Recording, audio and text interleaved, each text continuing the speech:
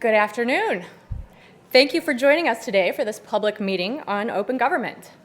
As a founding member of the Open Government Partnership, now 66 countries strong, the United States publishes open government national action plans every 2 years, outlining ambitious open government initiatives. In March of this year, during Sunshine Week, where we celebrate transparency in government, U.S. government colleagues began working with civil society colleagues to begin developing the third Open Government National Action Plan, which the United States is scheduled to publish this October. Since then, government and civil society have been collaborating on new and expanded efforts to include in that plan. We are here today to continue that conversation. Today, I will be joined on stage by leaders in this work from government and from civil society. And before I turn the program over to them, let me share a little bit more with you about how our day will go. We will begin with some remarks about open government from these champions who will share more about how this work fits more broadly into our work in the United States and across the world.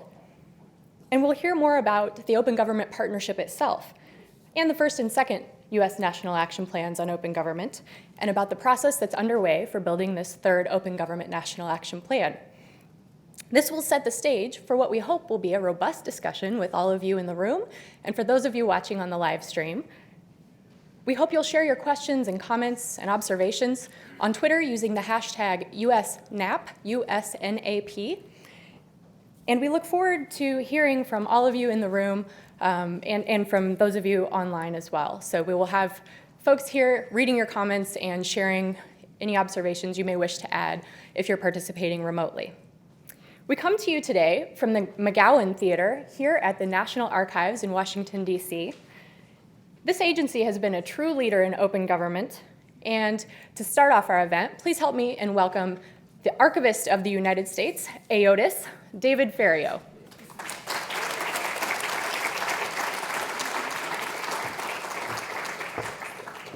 Thanks, Corey.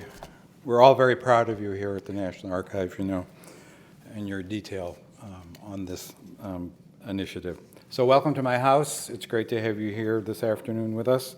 And I can't think of a better place for you to be meeting today. Our nation's founding documents, the Declaration of Independence, the Constitution, the Bill of Rights, are just steps away upstairs in the rotunda. And the Magna Carta, one of the inspirations for our founding documents, and many others, is up one floor in the Rubenstein Gallery. This all makes it an ideal place for us to collaborate with the public on how we can make government better, more open, and accessible to our citizens. The Archives plays a significant role in open government. In fact, I was wooed away from what now looks like a cushy job in New York by the administration's belief that the National Archives could and should play an important role in its open government initiative, and we are. We've taken the leadership role in areas such as records management, especially email, redesign of the Federal Register to make it easier for the American public to comment on proposed legislation, Freedom of Information Act requests, declassification, controlled unclassified information, and public access to records in general. And we've helped lay the foundation for open government initiatives across the federal government. The jobs we do day in and day out are aimed at providing more access to more records for the public. Whether the record is in question is an important document from one of our presidential libraries or something from a database of Civil War service. All our open government initiatives across the government fundamentally strengthen our democracy by increasing transparency, participation, and collaboration. Our efforts on these topics have been featured in both the first and second U.S. Open Government National Action Plans. In fact, 5 of the 10 increased public integrity initiatives in the second Open Government Plan have NARA written all over them. NARA colleagues joining the program today are actively working on those commitments and pitching in to help develop the third National Action Plan. We've had a major role in working on the action items in the second Open Government Action Plan, and we plan to continue an active role. You'll hear more about that from NARA staff this afternoon. Again, welcome to the National Archives, and thanks for all that you are doing on behalf of open government.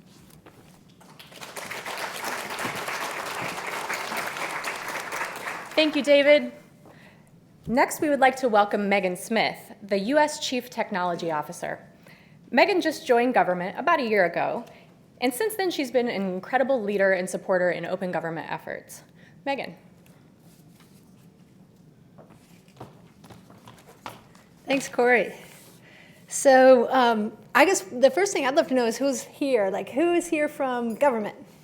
Okay, lots of government. Who's here from sort of the civil society world, organizations? Awesome. Who's here just on your own, like you're a passionate, person doing things?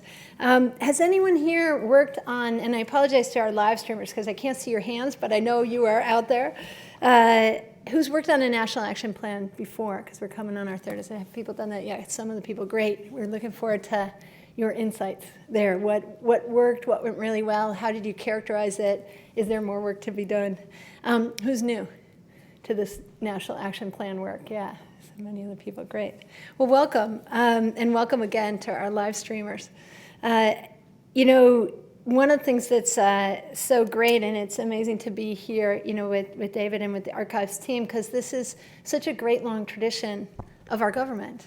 And one of the favorite things that I learned from Corey, actually, was about President Madison, and that he's actually the president of all of the different leaders that we've had, and many were very interested in open government, from Franklin and the printing presses and all the different things that happened. But Madison himself is, his birthday is when we celebrate Sunshine Week in March, which is great. So just thinking about our long history here, and then our more recent history with leadership of President Obama in 2009 with several other countries launching the Open Government Partnership globally. And I think we have some colleagues here from OGP who are the leadership team. Where are you guys?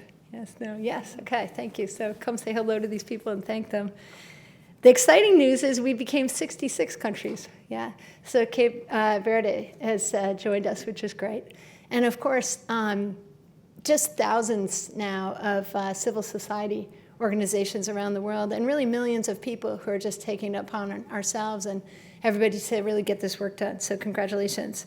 I just want to shout out to a couple groups that have been, every single agency, civil groups, people are really working on this opening work, and we have the incredible internet to help us do that, and digital technologies.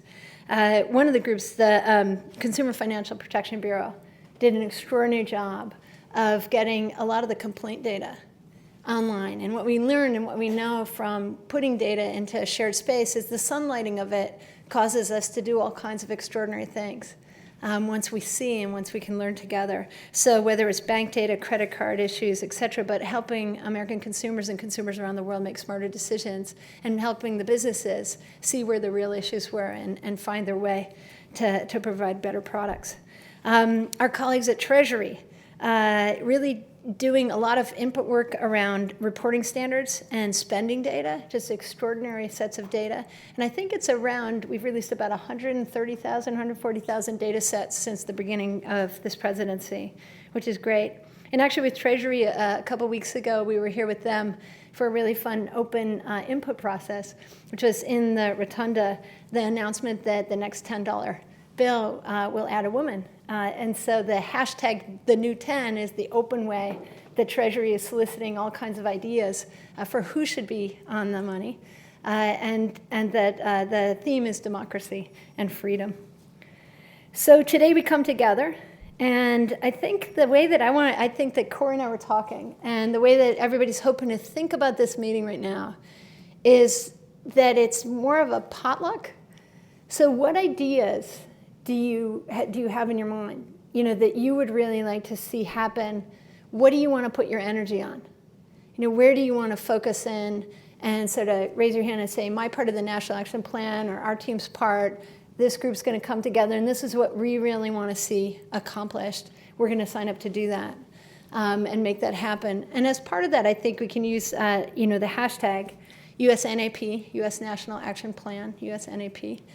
And sort of say the things I would love to hear from people out online and from folks here. I think you're going into a little bit of panels and then some workshop mode. What are people doing already? What do they want to get done this year, and what are they going to step up to do? What do you need help on? I'd like to do this, but I actually need someone who knows how to do that, in order to get it to happen. So let's hear from each other so we can team up. Also things you can help yourself with. Hey, I've got these skills. So if folks need that, whether it's digital skills, writing skills, organizational skills, amazing archive skills of knowing where things are that need some sunlight. So really encourage you guys to do that. Sometimes when I think about it, I think 2/3 yes and, 1/3 yes but. So maybe using the momentum in this room to really say, okay, what can we do together? And what can each of us really sign up? And when you hear an idea, if somebody has an idea that doesn't have an owner, listen to each other and see if somebody that might be compelling to you. You know, we do love to work on that. And can you guys team up with that person who's really hoping for that thing to happen, even if they're not sure how to do it yet? So it's a real opportunity to come together and collaborate, because the way I felt I was lucky to come to government, as Corey said, about a year ago, someone sent me an email and then called me, Todd Park, who was CTO at the time, and it had not occurred to me to come to government. I was working in Silicon Valley. And, you know, I came to this amazing job and I get to work with all of you. And our government will be whatever we all make it. And it's just about that. You know, and so it's showing up and figure out what we want to do. And the U.S. is such an extraordinary leader in these areas, and we have such wonderful colleagues around the world to team up with as well. You know, you think about the Estonians and how far ahead they are in digital government. You know, so there's colleagues out there who are also leading the front. So we really look forward to what you guys will do, and I can't wait to see what the plan looks like and then start using the stuff that's there. So thank you so much for taking the time, and congrats for being here.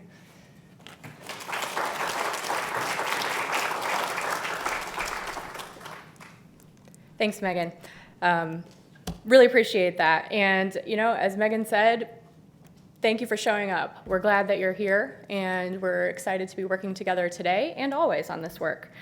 So now we'll switch gears a little bit and hear from our colleagues from the Open Government Partnership. Please help me to welcome Joe Foti to the stage. Joe manages the Open Government Partnership's independent reporting mechanism. This is the piece of the OGP, we call it for short, that reviews the work that we're doing on our Open Government National Action Plans and helps give us some criteria and boundaries in setting up new commitments and initiatives that we include in these plans. Joe's going to give us a little background about the Open Government Partnership itself and about how we can together build a really good, strong third National Action Plan. Thanks, Joe. Thanks, Corey. Thanks, Megan. Thanks, everyone who's here. So I work for the independent reporting mechanism of the Open Government Partnership. And I'll just go over some of the lessons that we've learned in the 4 years that the partnership has been working. So it is really an opportunity for everyone. A lot of people here know that there was the Open Government Directive here in the US, and then that was taken internationally with a number of international world leaders. Here you can see President Obama with President Dilma, President Aquino from Philippines, President Zuma, a number of people. And it was launched, and it was basically a club of countries who would unilaterally take commitments and see where these went. In order to be part of this club, you have to meet a few basic requirements. You have to publish the executive budget and the audit reports of that budget, have an access to information law, make sure that you disclose assets of appointees, and have certain basic levels of civil liberties so that people can participate. So like any club, there are requirements to be part of this club. You have to sign an open government declaration. Each government has to, and hopefully the civil societies in that country, take part in peer exchange with their colleagues. They have to have a consultative action plan and, oops, going a little fast. And they have to take part in self-reporting, publishing a report on what they got done. And they have to submit to an independent reporting process, which is where my team comes in, and the researchers for the US. The researcher for the US is Suzanne Piotrowski at Rutgers right now, Rutgers Newark.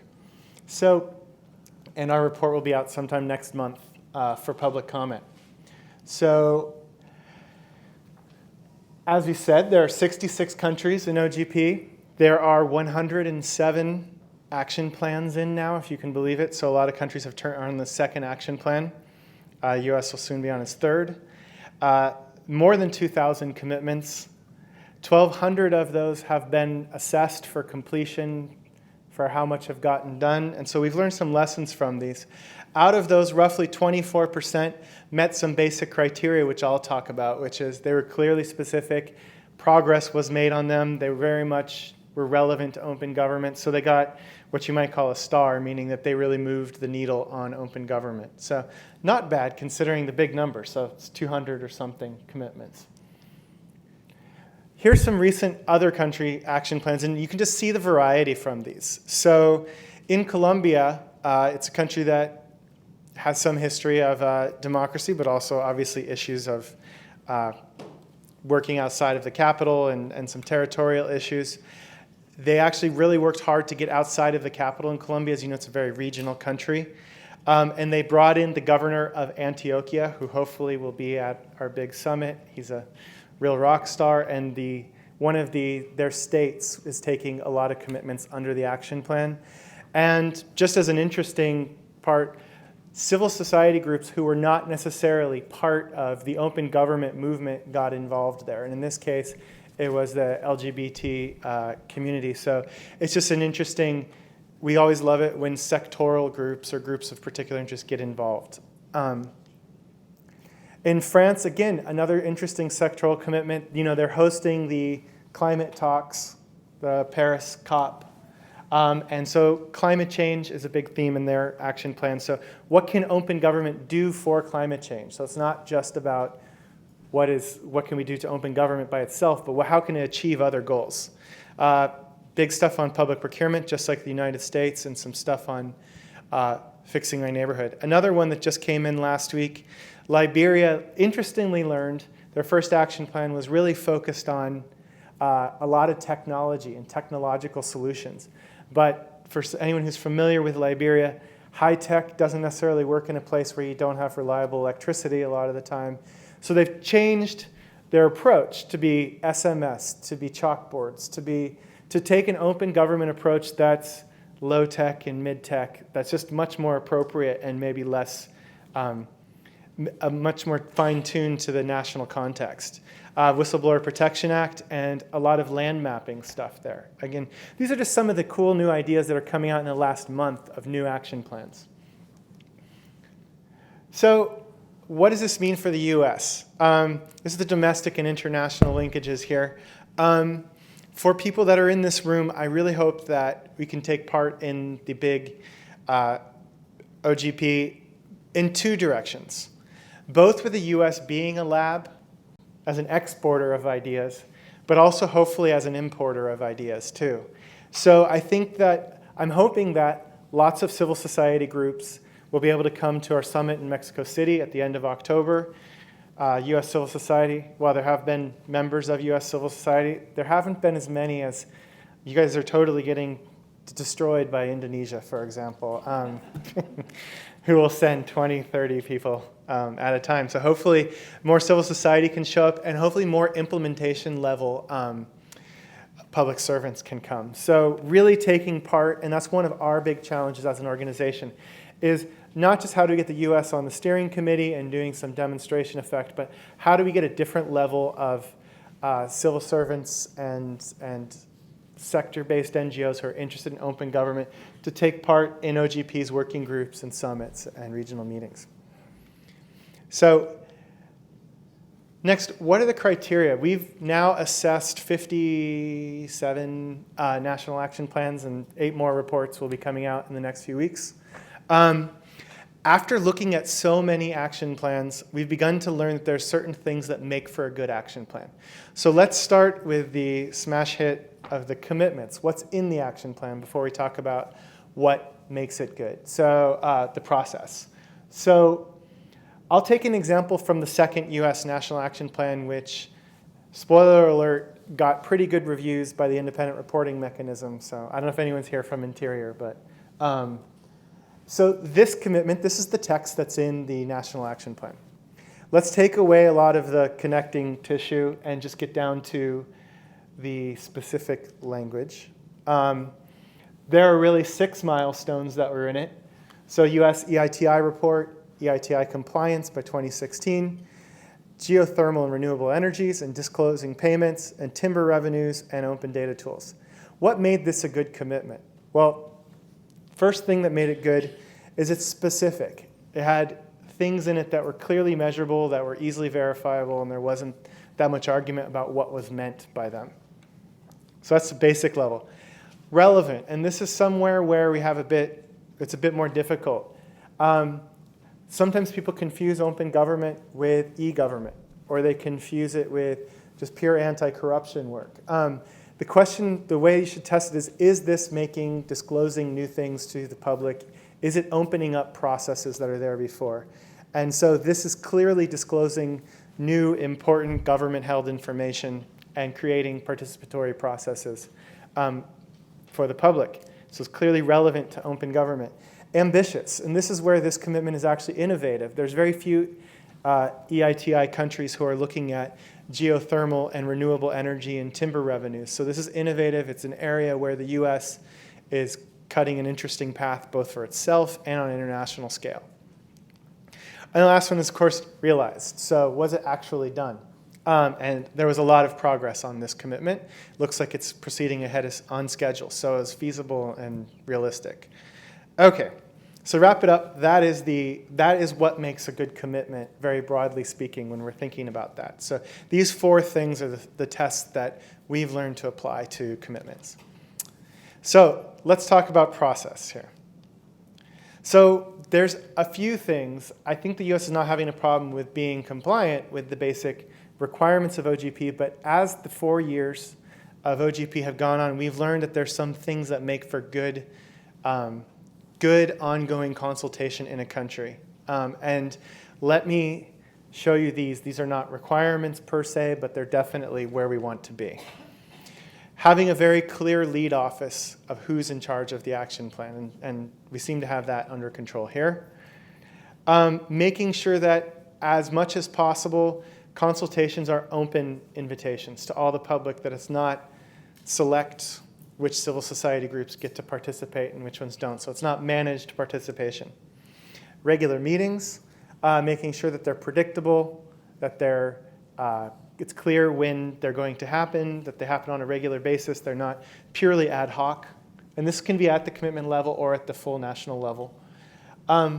Public and collaborative tracking. Mexico is really leading in this area. I encourage you to go to the gobiernoabierto.mx. It's really interesting. They have basically a wiki page that feeds to a dashboard that allows them to track the progress of each commitment in real time. And then advance notice of meetings and follow up with minutes and things like that when they come out. So there's actually a document which will be published officially on the OGP site, but right now I have an approved draft at this site if anyone wants it. So I'm going to wrap it up there. That's just some of the things that we've learned over the last 4 years. And thank you, and then we'll move on. Thanks.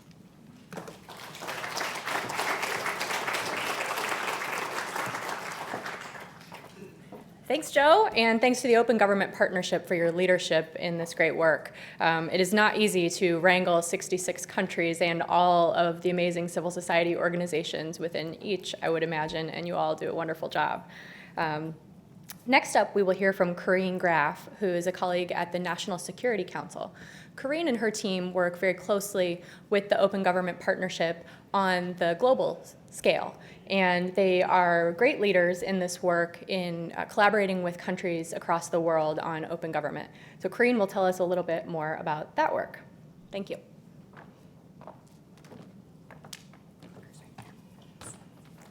Thanks, Corey. And just to echo what others have said, we're really excited to have this opportunity to get feedback from you all as we develop our 3rd Open Government National Action Plan. Before we dive into that discussion in the second hour, we thought it would be helpful to provide a little bit of context on where we are as a government and how we've gotten here. From day one, this administration has taken concrete steps to demonstrate our commitment to open government, beginning with the Memorandum on Transparency and Open Government that the President released on his first full day in office. That set the stage for new federal government actions to promote transparency, participation, and collaboration with the public, with an emphasis on innovation. Later, in 2009, the Office of Management and Budget issued guidance to federal agencies including directing them to publish open government plans every 2 years. And in the 6 years since then, agencies have delivered against their plans. They've taken tangible actions to open up government. We've seen the results in any number of areas, from the release of more data to the public, to new disclosures, to measures to promote government transparency, including budget transparency, and to increase public participation in the development of regulations. At the same time, we recognize that the process of opening government is a continuing work in progress, and we're committed to continue to build on what we've done so far. In this context, as others have mentioned, President Obama joined with 7 other leaders and heads of state and civil society leaders in 2011 to launch the Open Government Partnership, taking our open government efforts to the next level through international collaboration.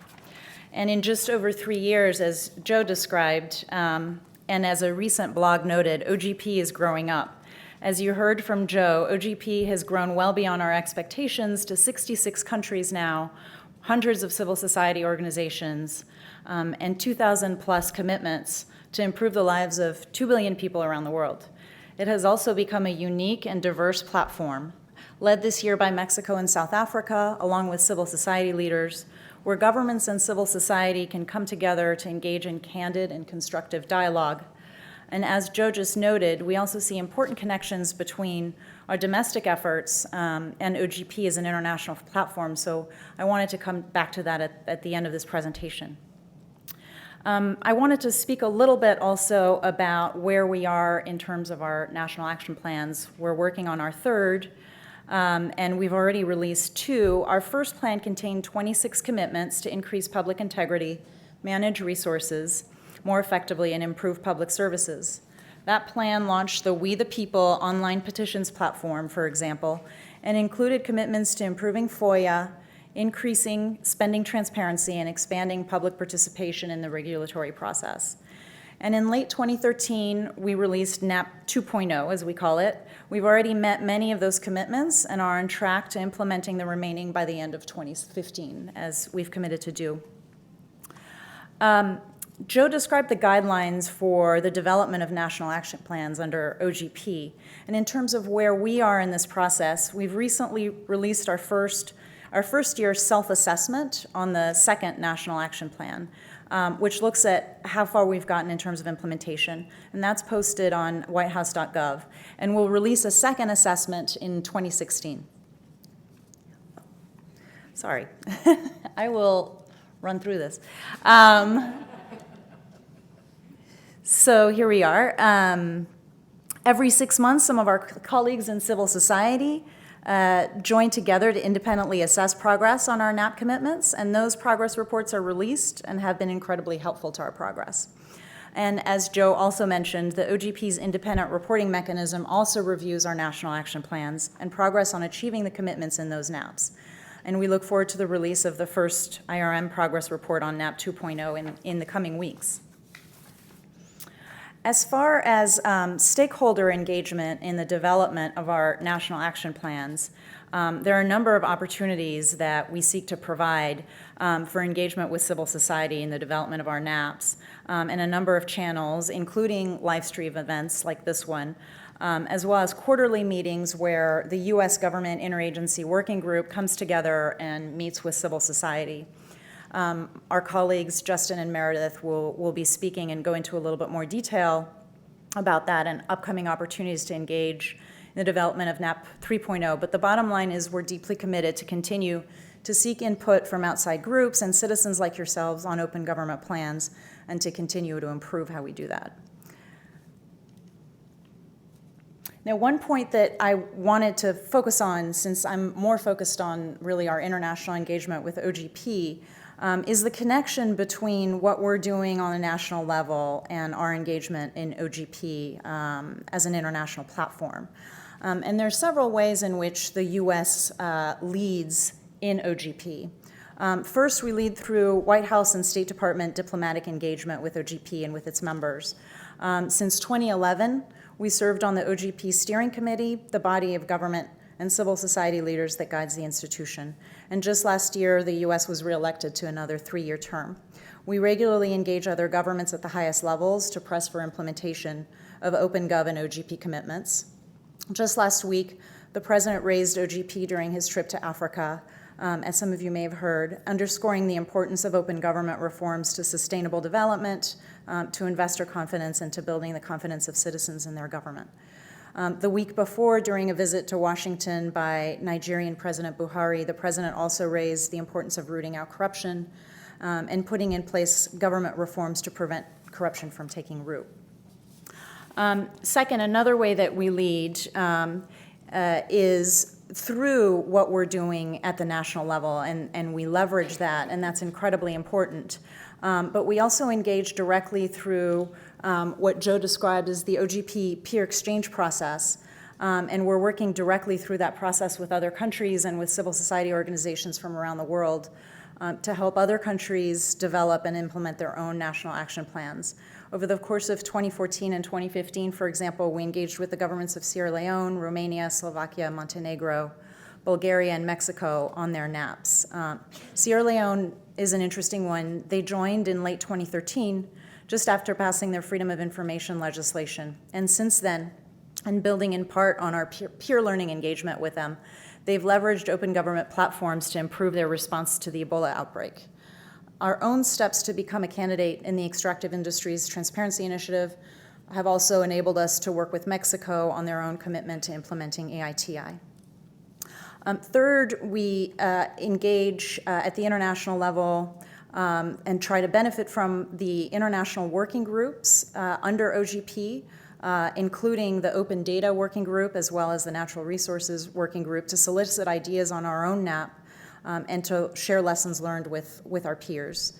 And just as important as government-to-government peer learning, as Joe suggested, we hope that US-based civil society will also look for opportunities to leverage and advance international efforts under OGP.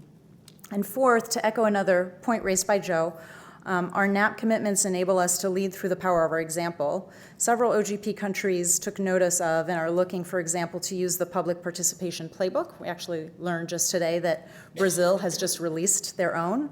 And this was a NAP, for us, this was a NAP 2.0 commitment. And it's an online template that was launched by the General Services Administration in collaboration with other agencies to promote public participation in government decision-making.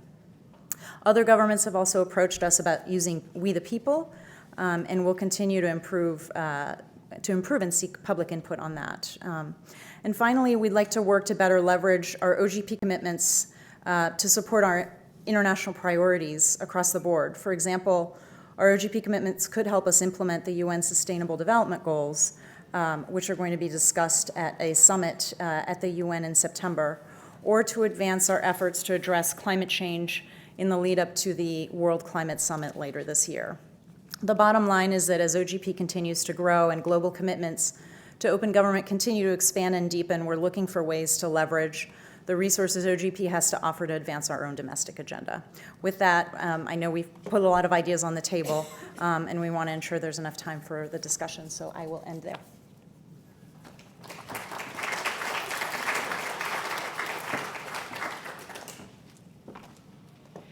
Thanks, Corinne.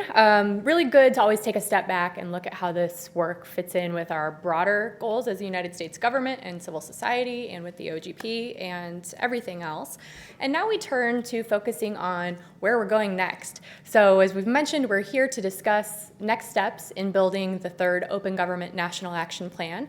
And to tell us more about that process and how you can participate and what we'll be doing today, please welcome Justin Herman and Meredith Stewart. Justin comes to us from the General Services Administration, which is also a great leader in open government, and Meredith is part of the team upstairs here at the National Archives.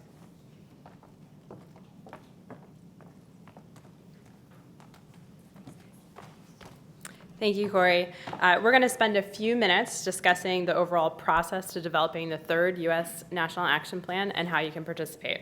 Justin and I are pitching in support of the development of the third NAP. National action plans are a whole of government effort, and the United States is reaching out to all 100 of our federal departments and agencies, as well as leaders in cities and states as we build this plan. And of course, we are also seeking input from civil society. We want to hear from all of you as we together create the next National Action Plan. Slides. We got off to an early start this year, kicking off the development of the NAP 3.0 at a workshop held at the White House on March 17th, 2015, during this year's Sunshine Week. The event brought together stakeholders from inside and outside government to brainstorm ideas on a variety of open government topics, including open data, open innovation, public participation, FOIA, and fiscal transparency. The event included presentations on the accomplishments of the U.S. NAP 2.0 commitments, and then in-depth brainstorming sessions for the future commitments. These ideas have served as a starting point for our ongoing discussion of possible NAP commitments. The picture on this slide is of actual brainstorming that was done during the event, and all of the notes are available online on the HackPad site, which Justin will go into in more depth. During July and August, we are also holding in-person consultation sessions to discuss potential NAP commitments. These sessions are organized around topics and include government representatives and civil society stakeholders. If you would like to participate in a consultation session, please let us know and let us know what topics you would like to see covered. The best way to do that is by emailing opengov@ostp.gov. Today's public meeting represents the next step in our ongoing consultation. We are hoping to broaden the conversation in order to focus on the outcomes and impacts we want to achieve as a result of the NAP 3.0. We've heard presentations and overviews to give context to the development of the NAP 3.0. We're also encouraging your participation in the room and online. I'm going to hand off to Justin, who's going to explain more about the participation. All right, thank you so much, Meredith. So now I have the fun task of actually going to the nuts and bolts of how you can start participating in the development of the third National Action Plan. I myself, and of course, thank you, of course, to Corey for putting this all together. When I first got involved with the Open Government Program, in the second plan, you might have remembered the U.S. Public Participation Playbook that told us, and through our experiences with it, is that by opening up dialogues and moderating and bringing more people and more voices to the table in public services, it makes them stronger. And so then Corey then asked, well, what if when we approach the third National Action Plan itself, what if we opened it up more and allowed people to share ideas in an open space so you can see how things play out, and we all learn from each other through this process. So that's why we started the third National Action Plan a little bit earlier and introduced the HackPad system that we used in order to do that. So some people have asked, actually thinking it must be more complicated than it is, and be like, well, how do I get involved? How can I be able to share my ideas, whether I'm from civil society, from federal government, or anything? We say, well, if you go onto the HackPad, that was able, people should be able to find the link. And in fact, if you're on Twitter right now following, we'll retweet out the link to all the HackPads to be able to see. But it goes down, and you're able to go into your browser and load up ideas in sequential order. So some people have asked, well, what's the process behind it between us submitting it and it being able to be seen online? It's clicking accept. That is all there is to it. There's no hidden tricks or anything to that. We do have a comment policy that we ask people to be able to look at, but as long as you follow the comment policy and aren't releasing personally identifiable information, we really want to hear and be able to open up this process to anybody who has an idea to share.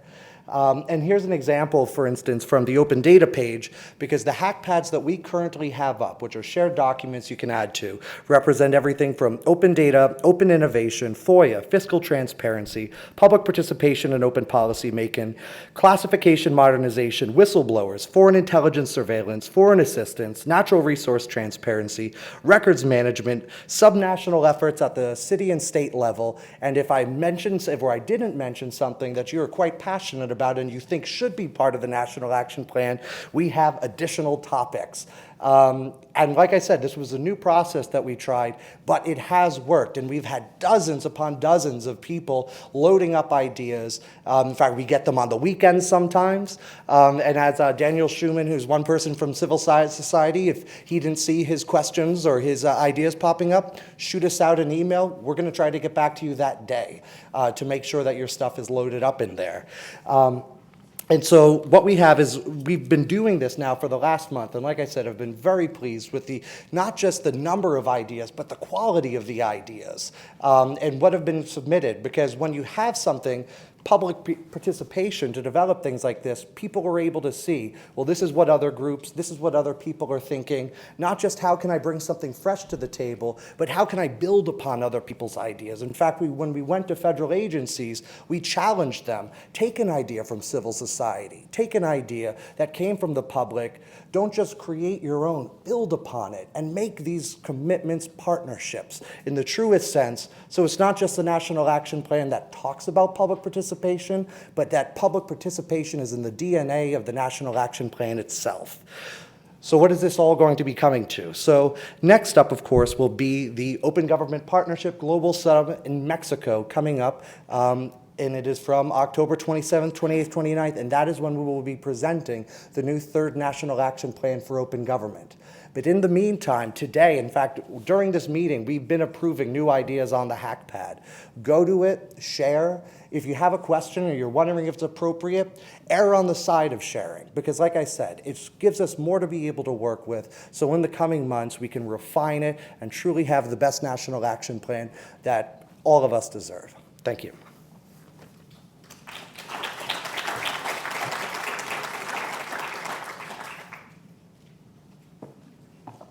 All right, thank you, Meredith and Justin. Meredith and Justin, as they mentioned, are part of an interagency team that's working to help build this next plan. So thank you so much to them and to all of the participants from across the interagency who are pitching in.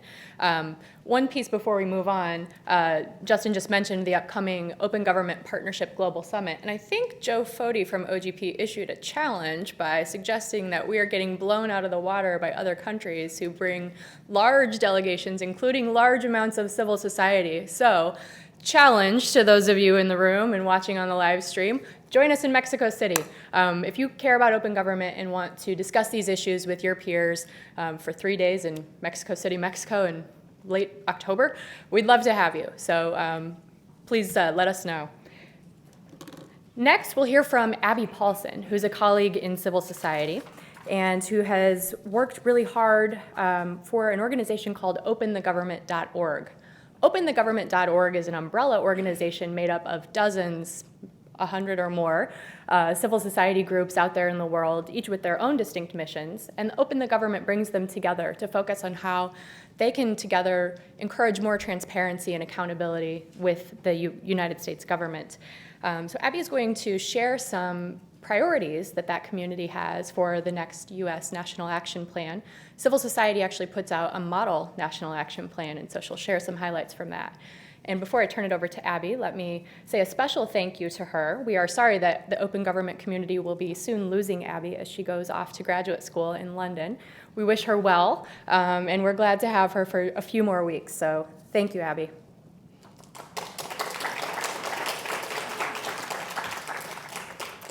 Okay.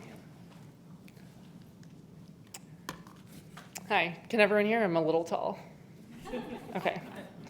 So the Open Government Partnership likes to say that good ideas come from everywhere. While that's certainly true, today we're modifying that slogan. Great commitments come from civil society. Beginning in March, openthegovernment.org reached out to the broader civil society community and asked a simple question: what should be in the next National Action Plan? In response, we received model commitments that both build on the first two plans and also look to harness the unique opportunity of the OGP to increase government accountability and openness in new areas. The resulting plan draws on the expertise of more than a dozen groups. Today, I'm going to spotlight just 10 of those commitments that we think the administration should take on in their third plan. To start off, let's make it easier to follow the money. The White House should make the government contracts publicly available. Taxpayers have the right to know if they're getting a good deal and if contractors are being held accountable. The administration can start with pilots at select agencies and find the best system for them for publishing contracts on usaspending.gov. The administration should also work to build on the work it has done through the first and second National Action Plans by committing to improve the quality of foreign assistance data. In 2013, the U.S. provided $27 billion of development assistance. Throughout the first two plans, the U.S. government made some progress in publishing data to help track that money.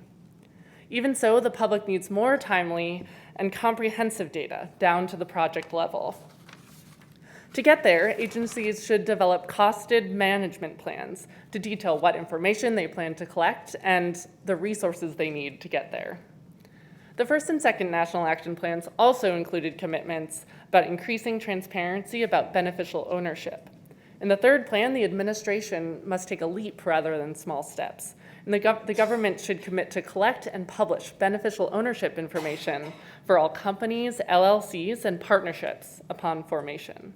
As our friends at Transparency International USA point out, many states collect less information about the individuals forming legal entities than they do from people applying for a driver's license.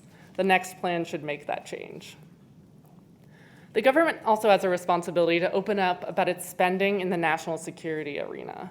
The administration should make public the total size and the annual and lifetime cost of the U.S. nuclear stockpile. Both Congress and the American people need this information to make better decisions about the role of nuclear weapons in our national security strategy.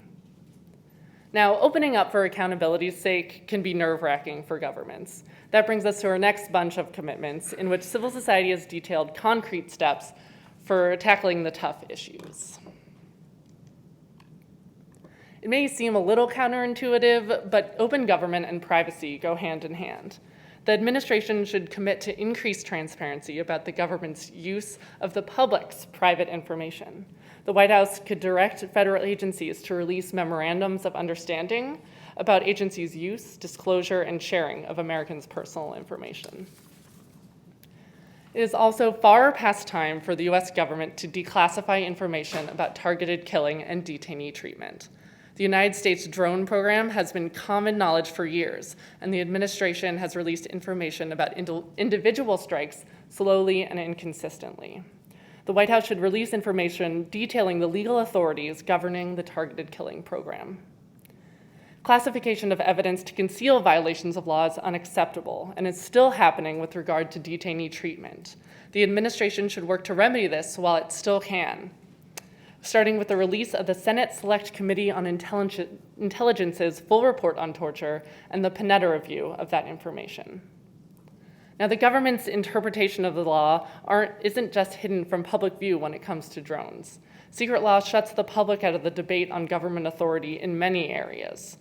The president should direct the Attorney General to make publicly available copies of documents detailing the authoritative legal interpretations of the executive branch. That includes Office of Legal Counsel memos, opinions, and papers, and much more. Through the Open Government Partnership, government and civil society can work together to tackle both the wonkiest openness challenges and issues making headlines. The U.S. should commit to expand reporting on surveillance activities. Even in the wake of the Snowden disclosures and subsequent official releases of information, too much information about how the United States conducts electronic surveillance remains classified. The intelligence community should annually report the number of individuals or unique accounts whose communications are collected under Section 702 of the Foreign Intelligence Surveillance Act. Now, the issues surrounding surveillance transparency bring us to our final two commitments that look to improve government oversight. The administration must clue in Congress on surveillance programs. Many members of Congress indicated that they did not receive briefings about the NSA call records programs. Other reports indicate that many members of Congress lacked any staff with the required clearance to adequately understand or brief their members on NSA activities. The administration should do everything within their power to ensure all members of Congress, not just those on the Judiciary or Intelligence Committees, have access to the information they need to fully oversee intelligence activities. And finally, the White House should support the extension of whistleblower protections to intelligence community contractors. Whistleblowers sound the alarm on waste, fraud, and abuse. The administration should support legislation to remove the loophole that leaves intelligence contractors without safe channels to blow the whistle. We look forward to continue working with government agencies throughout the development of the third plan. As a co-founder of the Open Government Partnership, the U.S. government and U.S. civil society share the responsibility to craft an ambitious and meaningful plan and to set a high bar for implementation. A few minutes can't capture the breadth of ideas and expertise contained in the Civil Society Model National Action Plan.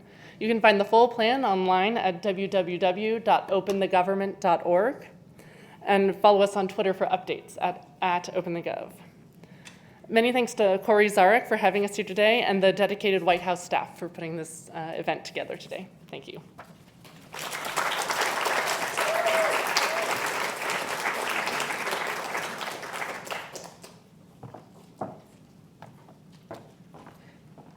Thanks, Abby. And thanks to everyone who shared some great information with us the last 50 minutes or so. We are now turning a corner to the portion of our day where we'd like to have more of a robust discussion with one another. And so we'll invite some colleagues to join us on the stage to be part of that discussion. And let that not limit us, however. Everyone watching on the remote feed and anyone else in the room should start getting your questions, comments, and suggestions ready.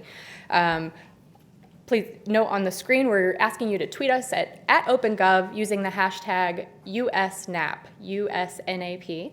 If you have more than 140 characters to express your comments or ideas, please feel free to email us at opengov@ostp.gov. So let me ask our colleagues who are part of this next portion to join us on the stage.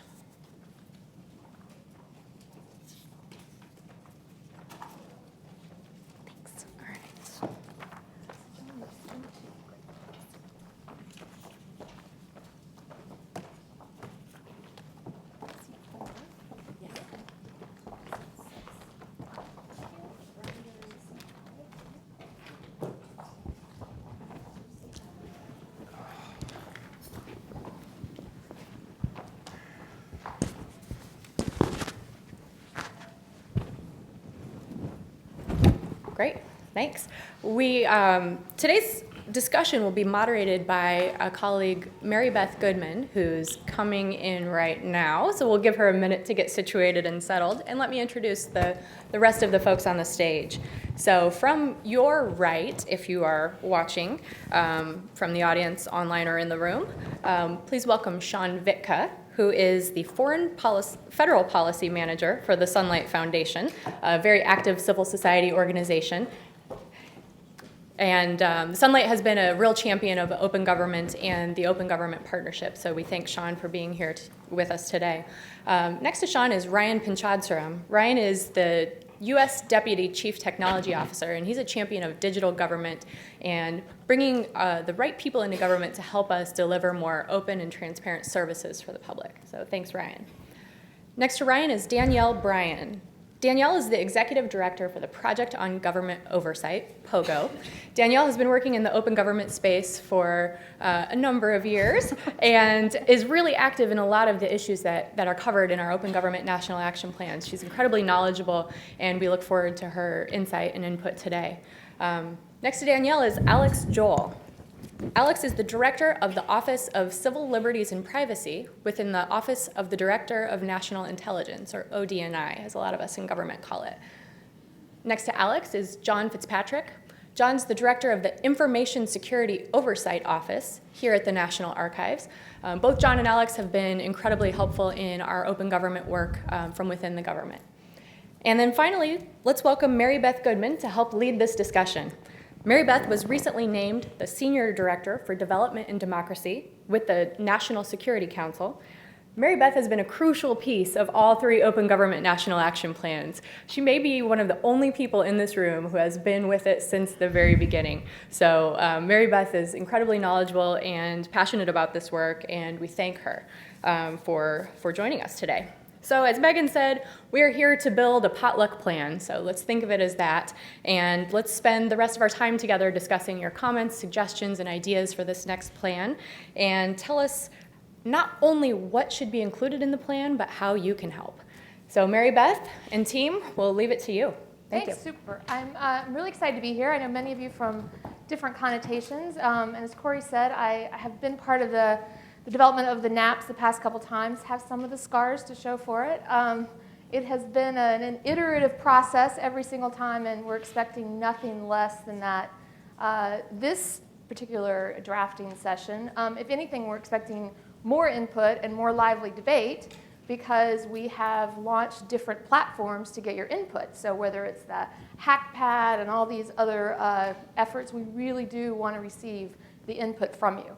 But as Corey also said, it's not just the input, but really practical suggestions on how we can get there. It's not just tackling the problem, but what is it about the problem that needs to be addressed, or what is it about the engagement that we can expand, or what is it specifically that we really want to try and use the next NAP to really solidify some of the concrete outcomes. So I know you've had lots of presentations and you understand it, so I'll come back to some of the panel for some of the input, but would really just like to kick it open for some of the questions and comments that we have from the audience or from people that are listening online.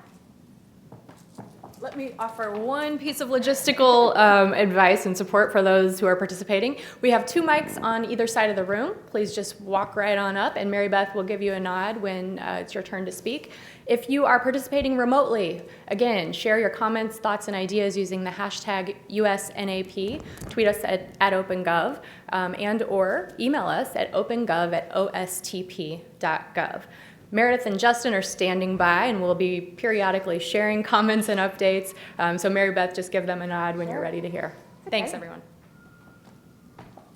I can't imagine this is a shy bunch. We can start with a question. Sure.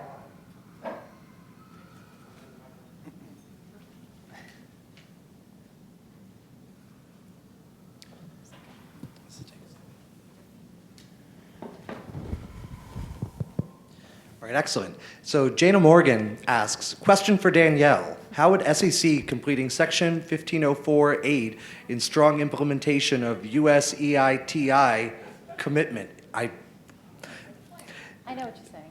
You Yeah. you do know? I think Okay. we're all surprised that you got that question, right? Okay, thank The you, Jana, 5-year for that great anniversary question. of Donald We Trump. explain we it. all Yeah. thank Jana for tweeting Yeah. that Thank question. you. Yes, no, I understand the question. And it's actually, it's valuable for us to step back and point out that Joe was saying that the Extractive Industries Transparency Initiative is going to be credited as one of sort of the successful parts of the U.S. Open Government Plan so far. And I sit on the Federal Advisory Committee working on that, representing civil society as the chair. And the point that Jana is raising is really critical to our capacity in EITI to move forward. So currently, a requirement for the international standard of EITI is that our companies report their tax payments. And because the Securities and Exchange Commission has not yet implemented rulemaking on how to define projects for the purposes of tax payments, we're pretty much at a standstill. So it would be a fabulous commitment for the NAP3 for the administration to commit to the SEC, which I know is an independent agency, but if they were encouraged by the White House to finalize that rulemaking and move forward so EITI can be the success that we hope it will be. I think that answers Jana's question. Okay. I see we have someone at the mic over on this side. So, sir, we'll turn to you. Hello, my name is Rory McDonald. I'm a graduate student at George Washington University, and I'm doing some consulting with the Open Government, or the Open Contracting Partnership. My question first is, assuming we have a good idea, I wonder what the process is from getting from the idea on the HackPad all the way to a commitment. The ideas that or suggested commitments that we actually have would include the following, and perhaps you could comment on it. We'd really like to see a non-proprietary entity identifier so that we can innovate and different organizations in civil society can then build new tools using that identifier. The other thing we'd like to see is a pilot that focuses on procurement and contracting as required by the Data Act, but also going beyond the Data Act and looking at things like the Open Contracting Data Standard. I wonder if you have any comments on the procedural thing, the entity identifier, and then the Data Act pilot, please. Thank you. A loaded question with multiple parts, so this is good. I'll do the sort of the process, if you will, and then we'll turn to some colleagues to talk about sort of the contracting, the procurement bits. So there are a lot of people involved on the government side when we develop these plans, as there need to be, because we want to ensure that there is sufficient sort of buy-in in the sense that we have people who are then going to follow up and do the work to actually implement on the back end, if you will. So there are many, many, many agencies involved spread across the government. And then the process is very much an iterative process because you can imagine how many ideas we get from the broad consultations that we do. We have to sort of make some choices of what's in the realm of a coherent narrative, if you will, and how we frame it and how we piece it all together, and what is really potentially actionable in a way that we can follow through. You can imagine some of the stuff we get is just not possible to actually implement. And some of the stuff we get just isn't framed in a way that actually addresses in a concrete, measurable way, right? We want to have some ambition in stretching the government to do more and to be more open and more accountable and more transparent. But sometimes some of the input is fix the agency, right? I mean, it's just not concrete enough to be actionable. So there's a process of narrowing down, but also trying to put some depth into some of this and socialize it within the agencies so that, once it's out there and we've made the commitment, there are people who are following through and really tackling the implementation and ensuring that it's embedded in the bureaucracy. We certainly agree with you, Rory, that that's a really important commitment that we would love to see in this national action plan. Open contracting is, I think, something we're likely to see. I'm hoping we're likely to see more concrete commitments from the administration this time because it's becoming a priority internationally. But I think that unlike the kinds of problems you were describing, our community has very concrete, very doable commitments that can be made, that are realistic. While it's true that you've been involved in the OGP since the beginning. Many of us organizationally have been doing this before OGP and have had many meetings with this administration on these issues. So we know what is possible, and it's a case of getting the will behind these ideas. I would, please first. I would add to that and jump on the unique entity identifier issue as like a primary example, which is something that Rory just mentioned. It in the context of how it makes sense procedurally, and whether or not it's the first or the last thing that gets done, or whether or not it's a low lift. It's the kind of change that would serve to empower pretty much every other change that you would then make. And accordingly, at least from my perspective, it seems like exactly the kind of thing you would do first, or at least very early on, because it will be harder and harder the later it goes. And I would add to that I would think that the Data Act provides a perfectly clear enough mandate to achieve that congressionally, if not inherent regulatory power by the agencies, specifically Treasury and OMB. I think there are like two places you can channel like this feedback. One is, of course, through the NAP 3.0 process, but to the Data Act piece, there is fedspendingtransparency.github.io, long name, but if you just Google that piece up, there's a great issues piece on the GitHub repo where you can, one, make these suggestions, but also advocate for why it's so important. But to also answer why, like the double why, or the triple why, like why it's so important to go toward a unique identifier in this way. The other suggestion I'd actually make as well too is like for any of these kinds of commitments that you want the United States to pursue, it's not just sharing the big idea, but share like the alternates in the range, right? Like try to help the folks on the other side that are seeing these kinds of commitments to get a sense of like what like the perfect vision would look like, what like something smaller would look like, and what the first step would look like. Because you'd be surprised, like that's actually a very helpful thing for the folks that are reading on the other side to be like, oh, this is what they mean. Well, you know what, this is actually kind of like a plan to get there. So it works out well. Yeah, it's hard to move the bureaucracy. But there's a really good point you're making. We're big and we ride, and we have lots of moving parts, and trying to get everybody in the same direction is hard. So I'll just echo what Ryan is saying about big vision, but then smaller chunks so that we can move incrementally, even if we can't get the big picture all at once. I just want to add that the point you're making is so important for us because where Rory was talking about how there are innovators who want to take this information and be creative with that, which is one part of the universe of open government where people are really focused on that. But there's many of us who are interested in the information for accountability purposes, and the why, for example, is figuring out who are these contractors and what are they getting and what other interactions are they having, and that's why as well. So Great. I'm going to go to this side next. Ma'am. Hi, thanks. I'm Diana Olbaum with the Modernizing Foreign Assistance Network.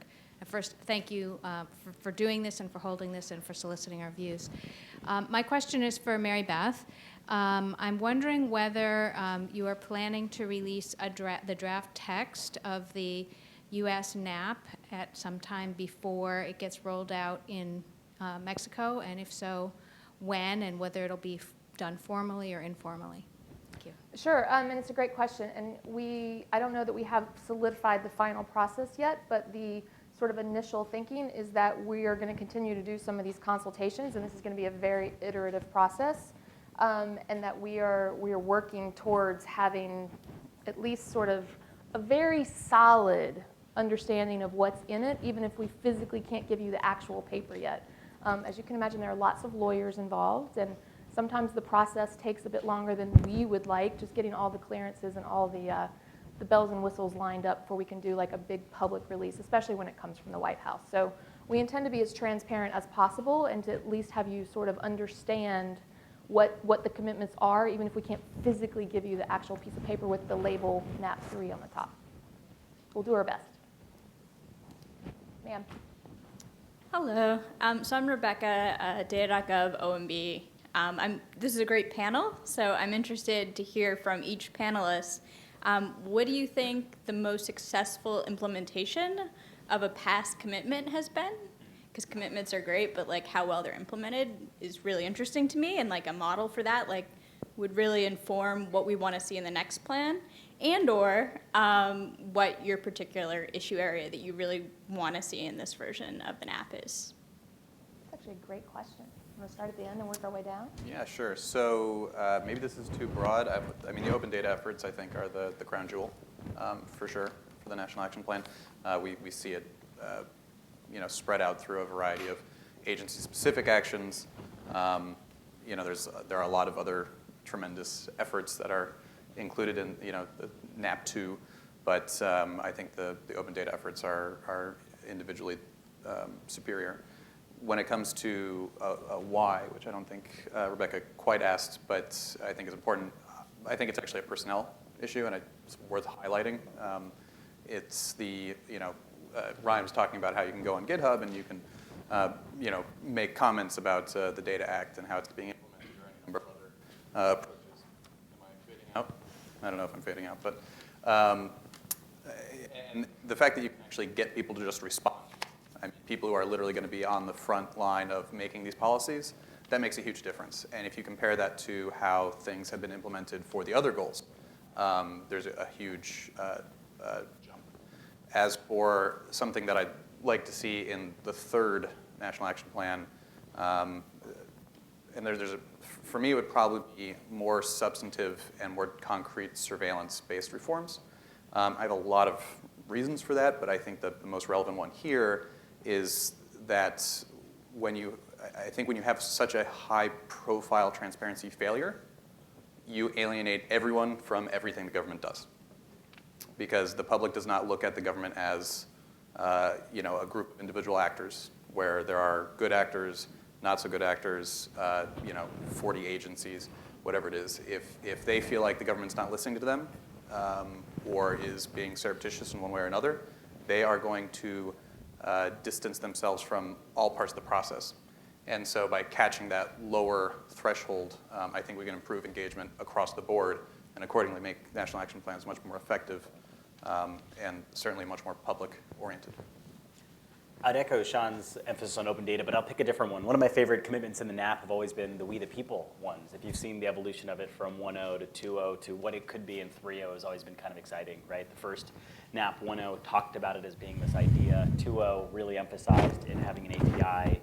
And what you saw this past week with the We the People update, you actually have the API being used by places like change.org to have signatures being embedded. You don't have to actually go to wethepeople.com or petitions.whitehouse.gov anymore. I think it's also an exciting effort as well, too, because in the 3.0 version, I think it's an opportunity to expand it even more, right? The We the People platform is something that did not exist 8 years ago. It came about, right? We've seen the signature threshold move up as we've learned how the system works. And so I think it's an ever-evolving thing, and I think in the 3.0 version of the NAP, there's an opportunity to evolve it once again. So I'm really looking forward to seeing how that changes and evolves. I think some of my favorite issues have been discussed between getting the 1504 from the SEC finally passed and open contracting, but today is actually National Whistleblower Appreciation Day, so I think it's also important to mention, as Abby, who did such a great job going through the whole universe of things that our community cares about, it's important to remember that when we first had the first National Action Plan, the President did a great job in their support of what was then passed, the Whistleblower Protection Enhancement Act. But there are some significant holes that are, especially in the intelligence community, which we saw after the Edward Snowden incident, that he didn't have any safe channels. And so we are really hoping in this National Action Plan, to us, that's a really essential thing, is to get contractors, intelligence contractors protected, as well as some of the other elements. And this is where it becomes more complicated for us, because many of the issues that we care about in civil society are not about data, they're about policy, open government policies, and things are changing since the first National Action Plan that we now have to be reacting to. So sort of criminalizing retaliatory investigations of whistleblowers, things that are happening now that weren't necessarily happening before, things that are sort of added to our plate that we're now hoping to see real action on this time. So again, I'm Alex Joel. I'm the Civil Liberties Protection Officer for the Director of National Intelligence, and one of the things that we have been focused on is enhancing transparency. One of the things that I liked about the National Action Plan 2.0 was that we were active participants in that plan. We did have the surveillance set of commitments, which we felt that we delivered on. One of those commitments was to review and declassify information relating to the exercise of Foreign Intelligence Surveillance Act authorities, which consumed a great deal of time and energy on behalf of a lot of the experts inside the intelligence community working these issues. And we were able to successfully declassify and publish volumes of information. It's on, I see on the record, it's a Tumblr blog site that I'm sure many of you here have already been on. So we think that's a successful model where we're focused on a particular topic. We can gather the appropriate resources and spend the time and effort necessary to make sure that we are providing transparency into a key area of interest to the public, but at the same time protecting sources and methods as we do that. And I think you'll see going forward evidence of that continued commitment. Another one that we had committed to in the prior plan was to publish statistical transparency, essentially provide transparency on statistics relating to the use of those authorities. We did publish 2 annual reports, and a lot of the stuff that was covered in those reports is now in the USA Freedom Act. For those of you who have been following it, the USA Freedom Act contains several transparency-related provisions and obligations, which we're taking very seriously, and we're now trying to implement as expeditiously as we can. And we did publicly support that act, and so it's like that offline. Hello? Does it make a difference? Okay. So nothing I said before was actually heard by anyone, but that's consistent with the, I can neither confirm nor deny that I actually said anything earlier. And I guess the last thing, we have engaged with civil society, and we want to keep going along on those lines. I think it's been very productive and helpful, and we've heard the concerns that have been expressed here. We take those seriously. We want to structure future engagements along those lines. And we are very committed to trying to find a way to enhance transparency in the intelligence community. We understand it's a matter of public trust for the reasons that you have said. So we take that seriously. We've published principles of intelligence transparency, which are up on our website. Sorry about that. So there's 4 basic principles, and we're now in the middle of implementing, coming up with an implementation plan for those principles, and coming out of that plan once it gets finalized, and we will also look for opportunities to engage with civil society on that before we finalize it. We will see, to what extent we can reflect some of that in the next National Action Plan. I think in the area of information security and those kinds of policy issues where ISOO and our constituency works, I think the iterative nature, this gets at something Ryan said, the iterative nature of the action plans is particularly helpful for a couple of reasons. One, it requires stick-to-itiveness, continuity, and it allows real accountability for something changing even incrementally in something as complex, and now I get to the part two, something as complex as the information security programs of the U.S. government. It is a 70-year-old machine that is in operation. The practices for classification and keeping things secret and eventually declassifying them are embedded deeply in organizations, and other than perhaps the National Declassification Center, they're nobody's primary mission function. And so they are secondary and tertiary considerations of a lot of agencies. And so it takes a lot of effort to get attention, even among the big players in declassification, to get them to think about doing things differently when they're struggling to get by day to day. And so I think I'll say there's a number of strong efforts going on in the area of declassification, and I don't want to slight the controlled unclassified information commitment either. I think my favorite one is relative to declassification technologies and a commitment to pilot a technological application for direct support to declassifying information. It's startling that no one had ever tried this seriously before the CIA did what it did in a pilot sense. They came to the Public Interest Declassification Board and the declassification community and said, we need your help in getting this done, and we need to get attention on this proof of concept so that we can get some wind in the sails and try to have this technology development get some traction with the way government plans programs and perhaps advanced technologies otherwise. In this round, the space between NAP 2 and NAP 3, I think we've gotten attention.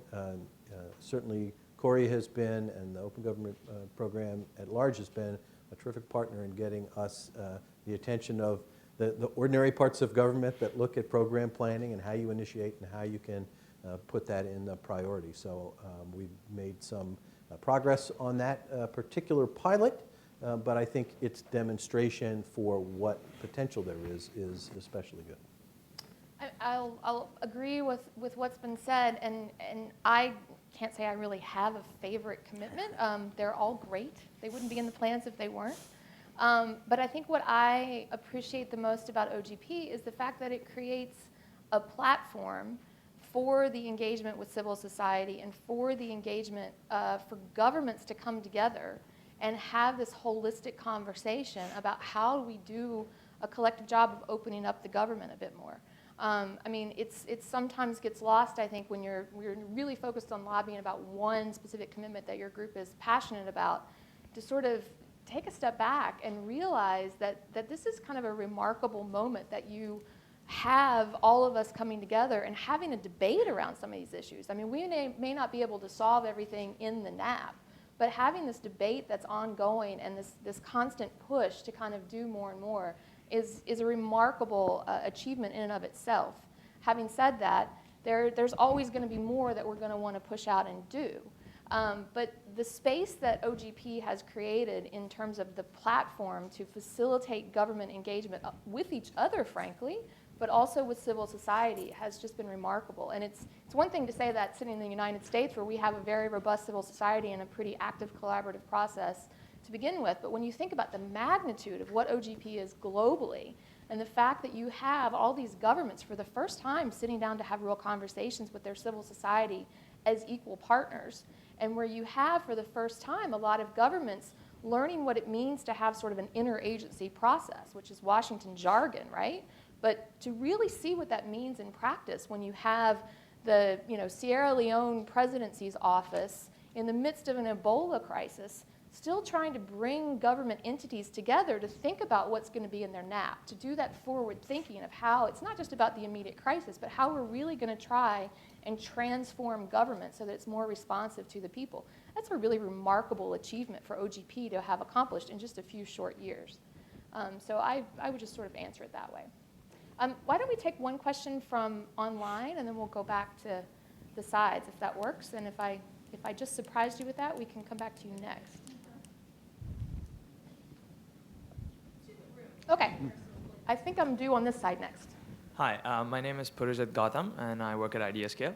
And my question to the panelists and everyone else in the room, is how can we, maybe even through a commitment in the new NAP, ensure that agencies, not only on a federal but state and local level, are adopting these innovation management and crowdsourcing open innovation tools to really tap into the wisdom not only of their own employees but civil society members like us. Because to air what Justin was saying, to make public participation part of our DNA, there needs to be a platform to ensure that that happens.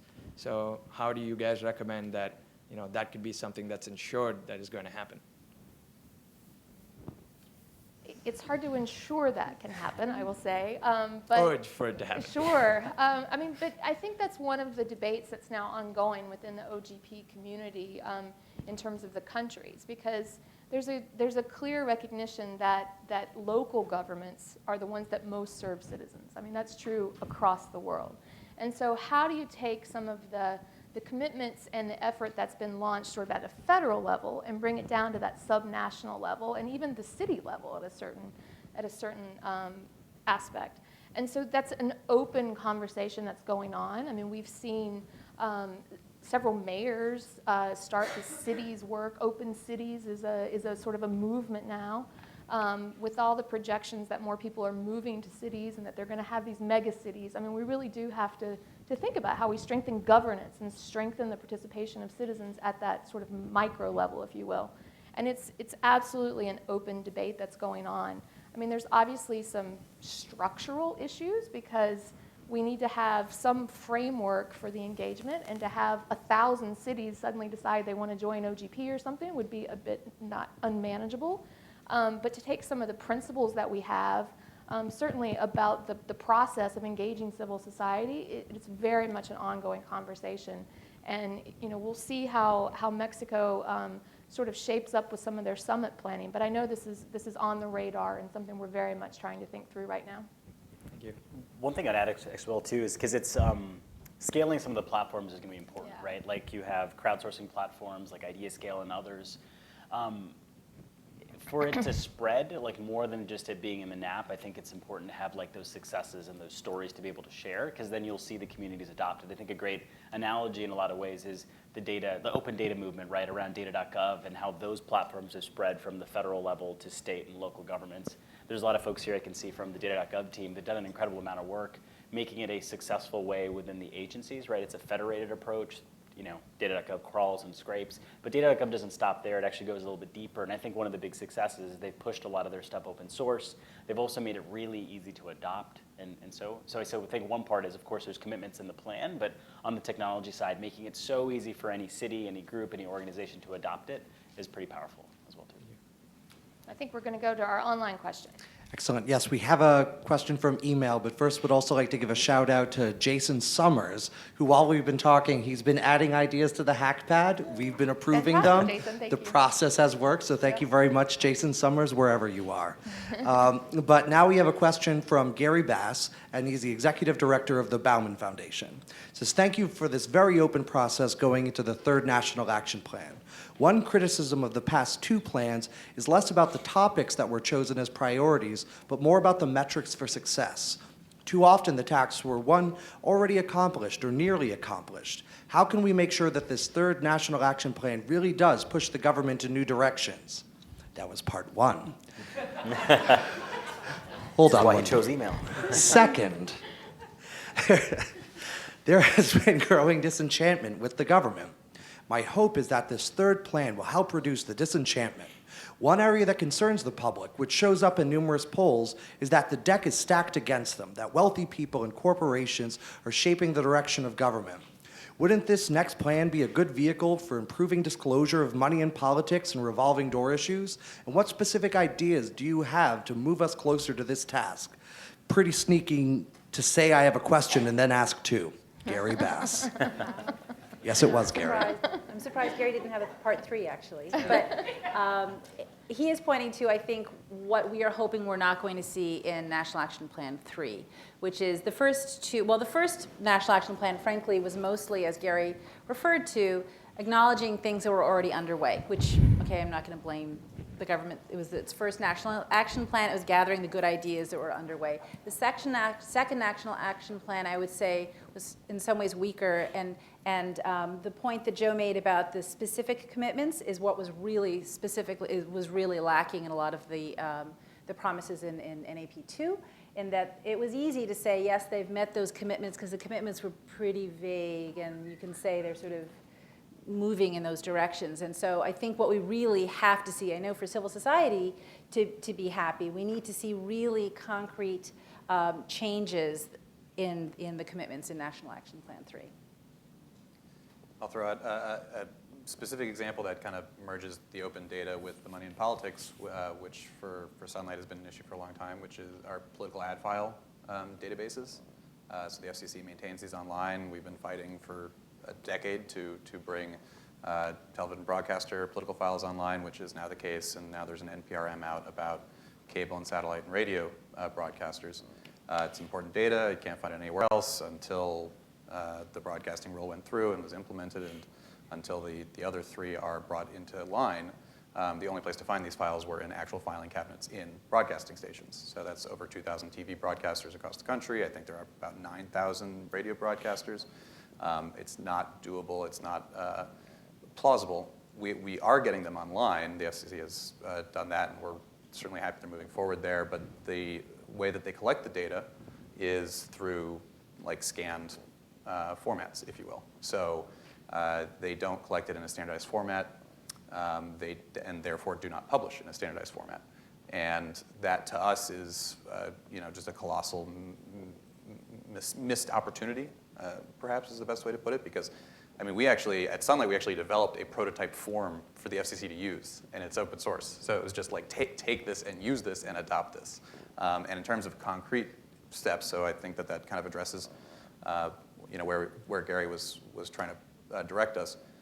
In terms of concrete steps, just say that's what you're going to do.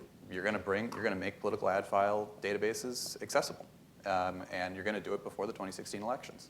And then suddenly we will have a very different ability to look into what is sure to be an incredibly expensive, very disillusioning, and very confusing next year and a half. I mean, another example that would meet the point that Gary's talking about is that the Congress required the Pentagon to maintain a revolving door database of senior Pentagon officials going to defense contractors, but it's not public. Make it public. There's nothing that's stopping you from doing that. So I'll just say from a national security perspective, we are trying to tackle this in a very careful and deliberate way, because we do have to continue to protect intelligence sources and methods. We, in the intelligence community, we have to be able to keep secrets in order to remain effective. At the same time, we've recognized the importance of trying to find ways to enhance transparency. And that can be a very difficult challenge for intelligence agencies. So we are tackling that across the intelligence community, working hard in an interagency manner to figure out specifically how are we going to do that. And as I said, I'm touting these intelligence principles. They're high-level, general principles that we've all agreed to that have been officially issued, and we're now trying to figure out what are the specific initiatives under those principles that we can embark on. And I just want people to understand that this is a heavy lift for those in government who need to operate with some degree of secrecy to figure out where do you draw the line, and how can you, in fact, make more information available to the public, not only just in terms of documents being released with redactions, but also in a way that's publicly understandable, in a place where the public will go, using multiple channels of communication, engaging with civil society, going outside the Beltway, meeting with people and understanding their concerns, thinking about the global implications of what we're doing as well. So there are a lot of issues at play. At the same time, the threat environment continues to change. We have to continue to keep the nation safe, serve the policymakers with the foreign intelligence that they need to do their jobs effectively. And how do you do both of those at the same time has been the challenge that we've been trying to address internally. Well, I'm sure because you're at ODNI, that's a natural lens for you, but many of the things that Sean's talking about aren't of concern for intelligence sources and methods. And another example is maybe an executive order that has been floated coming out of the White House that would require disclosure of political contributions from government contractors. That's something that we think would be a really important step. It doesn't have any impact on intelligence, and it wouldn't be a heavy lift. It just needs to happen. It's, again, one of these, they just need to have the will to do it. I hate to double dip, or I guess I don't hate it that much, but there was one other. So the FCC, I almost feel bad picking on them because I'm so happy that they are actually moving forward on that. So I'm gonna pick a worse actor that also evades the legitimate problem that Alex has described, which is the Foreign Agents Registration Act database, and that is think of it as like the Lobbying Disclosure Act for foreign entities, and the DOJ actually requires submitters who are in many cases submitting very large spreadsheets of information about for whom they're lobbying and on what they're lobbying and how much they're getting paid for it for non-American actors. And you can only submit that information as a JPEG, a TIFF file, or a PDF. So, and I've read these files, and you can file them in paper, in fact. Yeah. And I actually just went back just for the hell of it to check and make sure it's still in like frequently asked questions. It still says JPEG, TIFF, or PDF. And for anybody who's not familiar with that, it's like printing out a data set and taking a picture of it and then scanning it. That is the equivalent, the best equivalent I can come up with.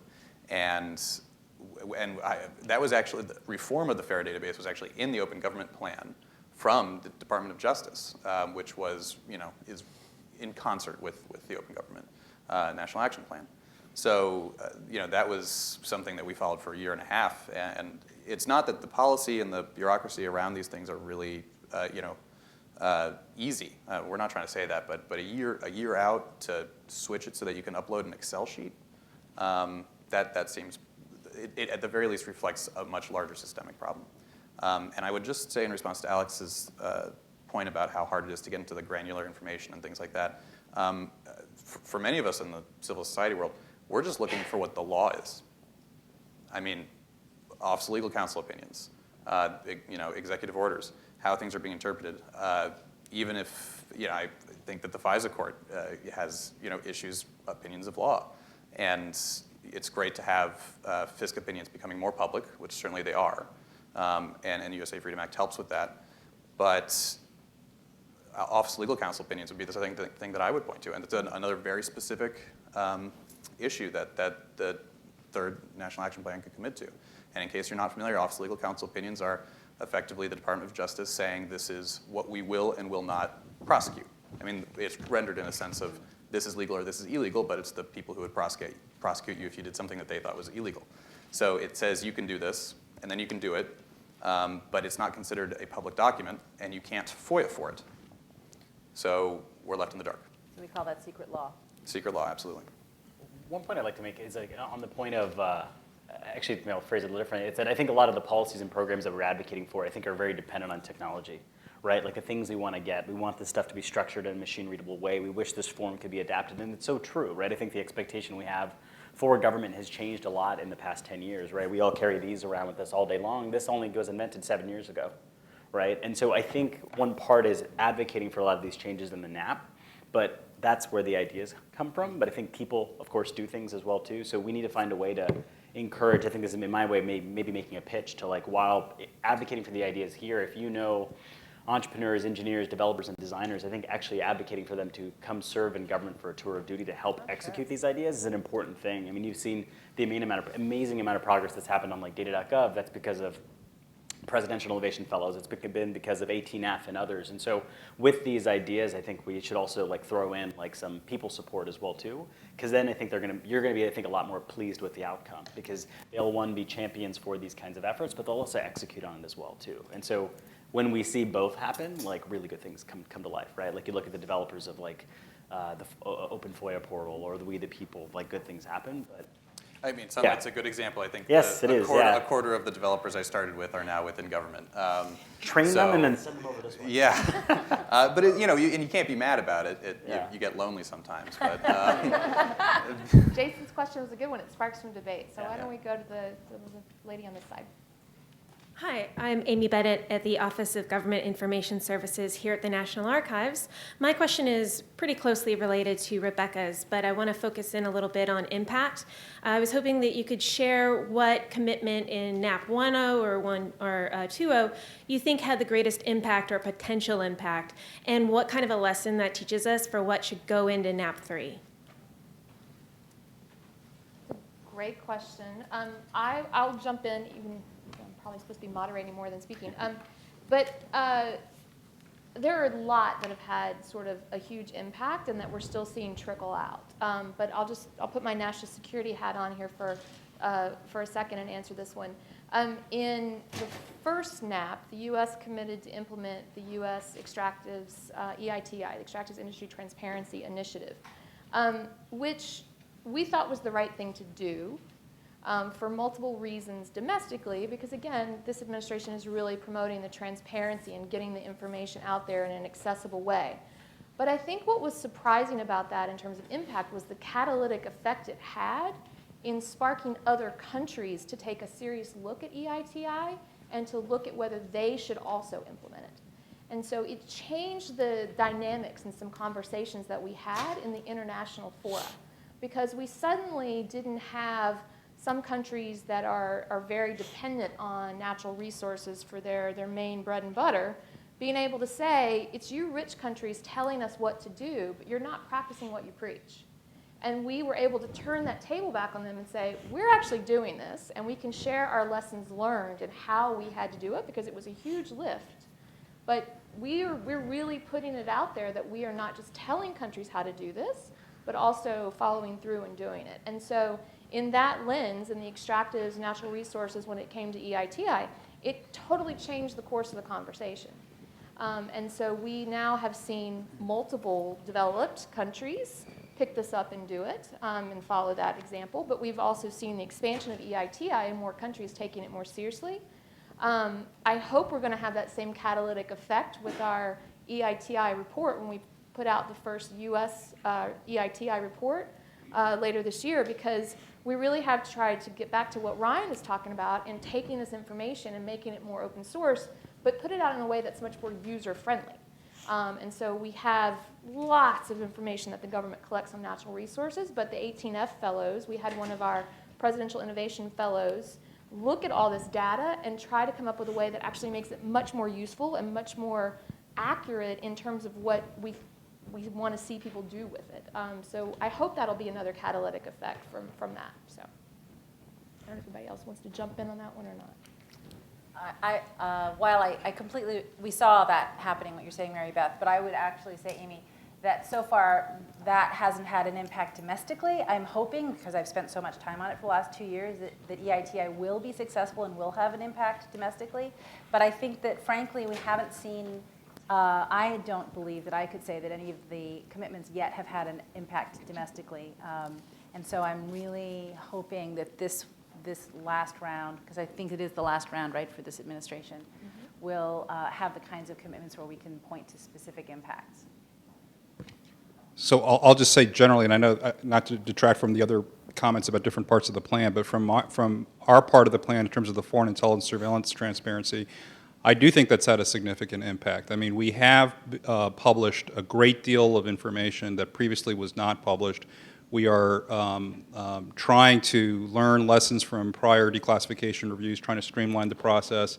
Each time we do a declassification review and are successfully able to publish a significant tranche of documents, that in turn enables a cascading effect for us. So I can now engage in much more robust dialogue with civil society because I now know what has already been declassified, and we can now have a discussion around that information in a much more granular way. I agree that certainly we need to focus on making sure that we're transparent about the rules that apply and the governance structure.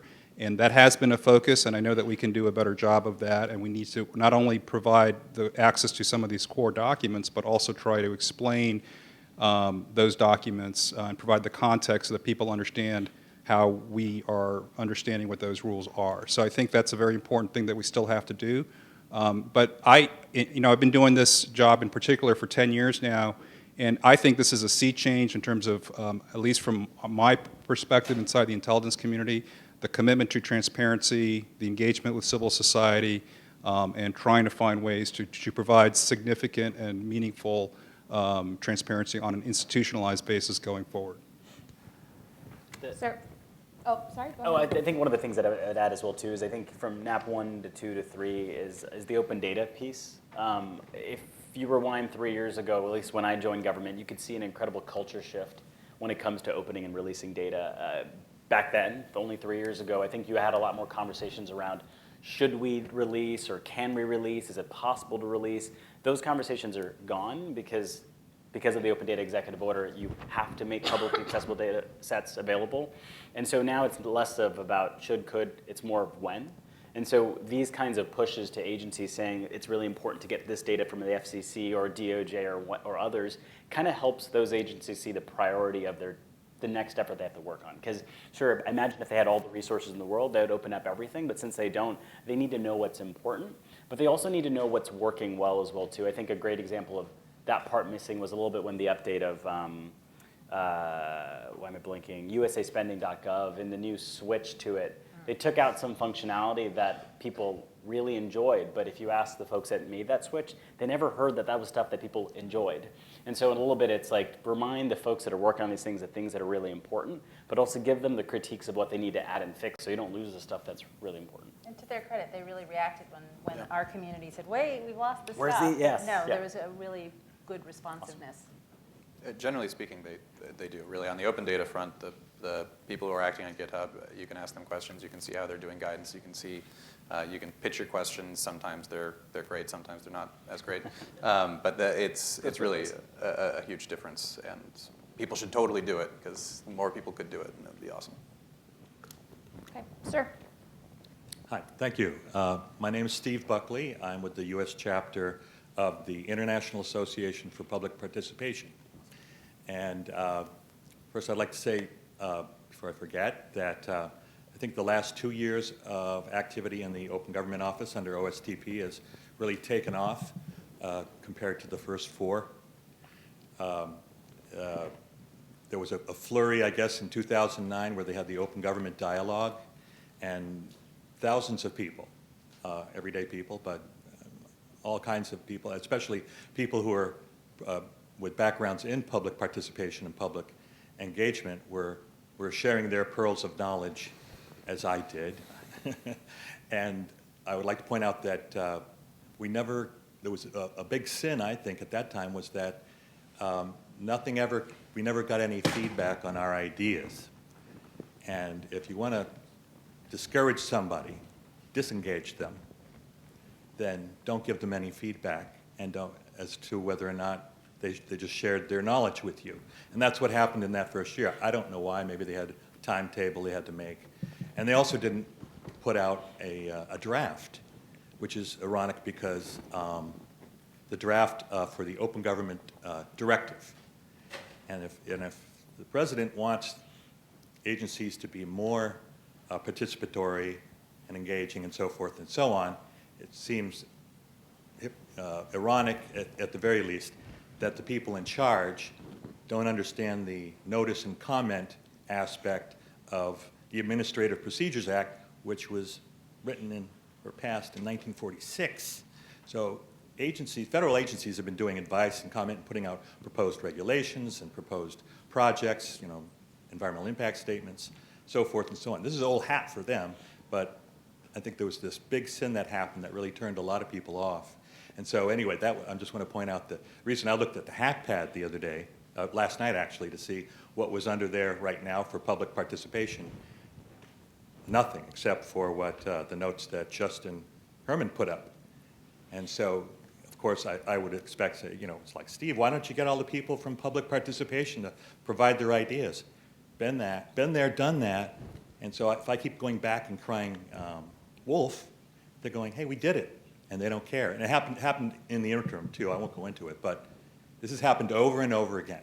So it's kind of like you have to walk the talk. It means if you want people to, and I'm not pointing fingers at anybody on the stage here, but the idea being that until the administration acts in the way that they would have others act, be more participatory and engaging and provide feedback, then I can turn around and do something. But until then, I think it would be good to be able to, I think this is a great opportunity. As the president has shown, he's hit his stride, apparently. A lot of people think he's going to really be very productive in the last year and a half, I guess. And so I think the open government movement can, too, if they do it the right way. And they have to basically stick out their necks and admit what's working and what's not working. And that's very hard in Washington. I spent 25 years in Washington. In a former life, I worked at 5 different federal agencies. A lot of that work involved environmental work, and so it became, and public engagement was a big part of that.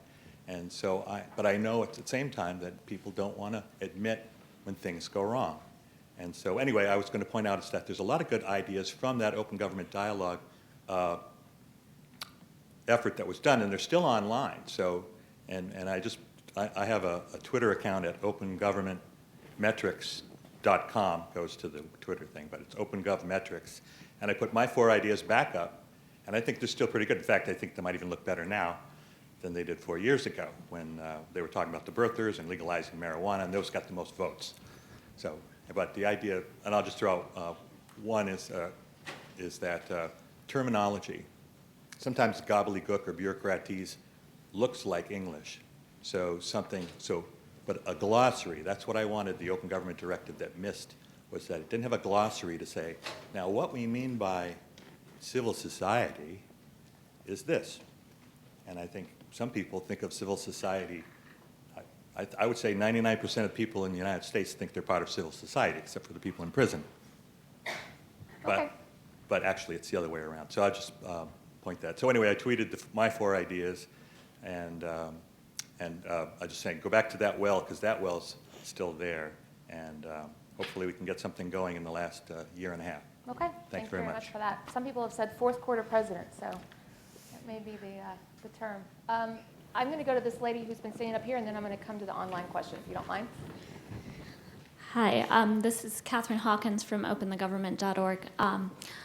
My question is, there's been a lot of great opportunities to submit ideas for the National Action Plan. What there hasn't been yet, and maybe it's because it's still early in the process, is really any feedback from the government about what ideas are under serious consideration, what aren't, and why, and having more back and forth and more ability from government participants in meetings to discuss, okay, here's what's on the table, here's what we definitely can't do, here's what we need to hear more from you about, would be very helpful. And so if there are any plans for making that happen, it would be great to hear more about that. Sure. So, I mean, this is very much an iterative process, and we are definitely in receive mode right now. So send in the ideas. There's always a process to kind of cull through these ideas. And there was a similar question earlier. I mean, there are a lot of people involved in this, and a lot of people that have to sort of clear on this thing, if you will, to use the government term, and a lot of lawyers involved and all that sort of thing. So I don't know when we're going to have a draft plan that we'll be able to put out publicly, but we do intend to be as iterative as we can. Even if we're not able to give you a copy of that draft plan in final form, we want to continue to have this conversation and work through the process to the extent that we can. So we're still working on deadlines and figuring out like exactly, I mean, I can't give you specifics on what that is at this particular moment, but we're very much trying to be as iterative as we can and to work through this. I would really encourage that. I mean, I think all of us who have been not just in the public process, but in some of these consultation meetings over the years can all attest to the fact that we're always hearing that the government is in listening mode, and then we never get the final feedback of any kind. And I really think that you would find a tremendous qualitative difference if there was some interaction back and saying, well, we're thinking about this, but this is why we think this might not work. And civil society really has thought about a lot of these questions and could maybe help make them more real. So at least in the ones that I've participated in, there's, we had a couple recently that Corey's office was helping coordinate. We did, I think it was fairly back and forth. There was some good dialogue there. Catherine, we suffered in the last one with the fact that we had the wrong version of the model plan, as you know. So we are looking at the correct version now in terms of the surveillance commitment requests. And in fact, we're having discussions around those. And I guess we'll try to figure out to what extent we need to get back in touch with you guys about that. I would also say, I'm not sure where we are in specific response to the model action plan, suggestions for the declassification section, but we have multiple, as you know, multiple opportunities to interact, and there's other places in addition to that plan where these recommendations can be made with regard to declassification. You've got a public interest declassification board that's ears are open all the time. I will note that having looked at some of the suggestions in the plan that relate to declassification, we are because we are in the last 18 months or so of this administration, and some of the suggestions implicate changes to the executive order that typically only changes at the beginning of an administration.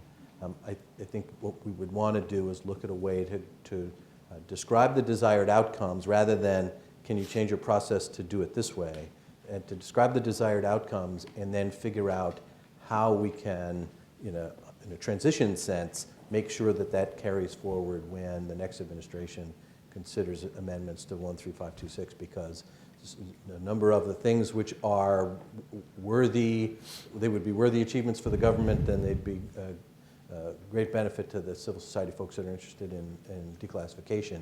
But the mechanism to get some of the things that are suggested is really not something that you can come up with an action plan and commit to and begin action on in 18 months without a structural policy change. Broadly speaking, the points being made recently seem to reflect the need for iterative feedback. It's like people keep saying iterative process, and I don't know that that means what you think it means sometimes. Not like people here, and certainly not the OSTP and the open data efforts, but and as an example, I'll just go back to the FARA example I was talking about, because I've already laid the groundwork there. We brought it up. I personally went in and briefed Associate Attorney General Tony West with a group of other people. I think, Danielle, you may have been there. It was an issue. It clearly seemed like a high priority. 3 months go by. We did a meeting with the FARA unit, and then another 3 months, and then another meeting, and then another 3 months, and another meeting, and eventually we just stopped hearing back. And eventually, the only way we found out anything, and I mean, honestly, this was like when we were deciding whether or not it was a priority anymore, was that the only change that they had made in that year-long period, as far as we knew, was what they claimed was a security modification, which actually just broke our scrapers. Meaning we couldn't get the information automatically anymore. The non-searchable, terrible format pieces of items with a lot of personally identifiable information, frankly, that should have been redacted, that wasn't. All kinds of problems there. But and that's a problem. And if you can disillusion sunlight, I think to everybody else's points recently, it's like, yeah, that is probably a process that needs to look different. Okay, we'll go to the online question. All right, excellent. Chun-Li Ding of the Howard County Government asks, it's going to sound like 3 questions, but it comes into one here. What plan do you have to track whether the items on the action plan will be well implemented? What KPIs are you developing or will develop to monitor the action plan execution? And what methods will you use to share the status with the public? Well, does anybody want to take that one? I don't know. So multiple questions there. I think that the big part of monitoring the implementation, I mean, we obviously keep track of it ourselves internally in the U.S. government, but there's a pretty robust independent reporting mechanism that is set up through the Open Government Partnership itself, so that you have independent assessors who actually go and are assigned to the country and work with a team to go through and look at each of the individual commitments, and to have civil society participate in that process as well, so that you really are trying to hold government accountable. So that's set up through the OGP structure at large, and that is done for every country that is part of OGP, and that is part of the process. By joining OGP, you are submitting to that. So I know from the U.S. perspective that we have very active civil society that also looks at this and really does let us know, as you've heard today, when we're not meeting the mark, and pushes us along the way so that we continue to try and stretch. And that's civil society's job, is to push government, to try and expand. So I know that for us in the U.S., it's a very iterative process, and I don't think it's really time-bound or issue-bound. It just is sort of happening on an ongoing, generic way most of the time. But certainly from civil society, in the earlier panel, we heard from Abby Paulson, who represents OpenTheGovernment.org, which is that organization that is an umbrella of the many civil society organizations that care about different parts of the NAP. And so if from a county government you're sort of thinking about how to replicate this, I think it's really valuable to have that sort of hub that is talking or reaching out to as many parts of civil society as possible, because no one organization has experience or expertise in all the various parts of the NAP. I think we have one more question over here. I'm just noticing the time, so we'll probably... Actually, this lady... is it her turn? Sorry. Thank you for being honest on that.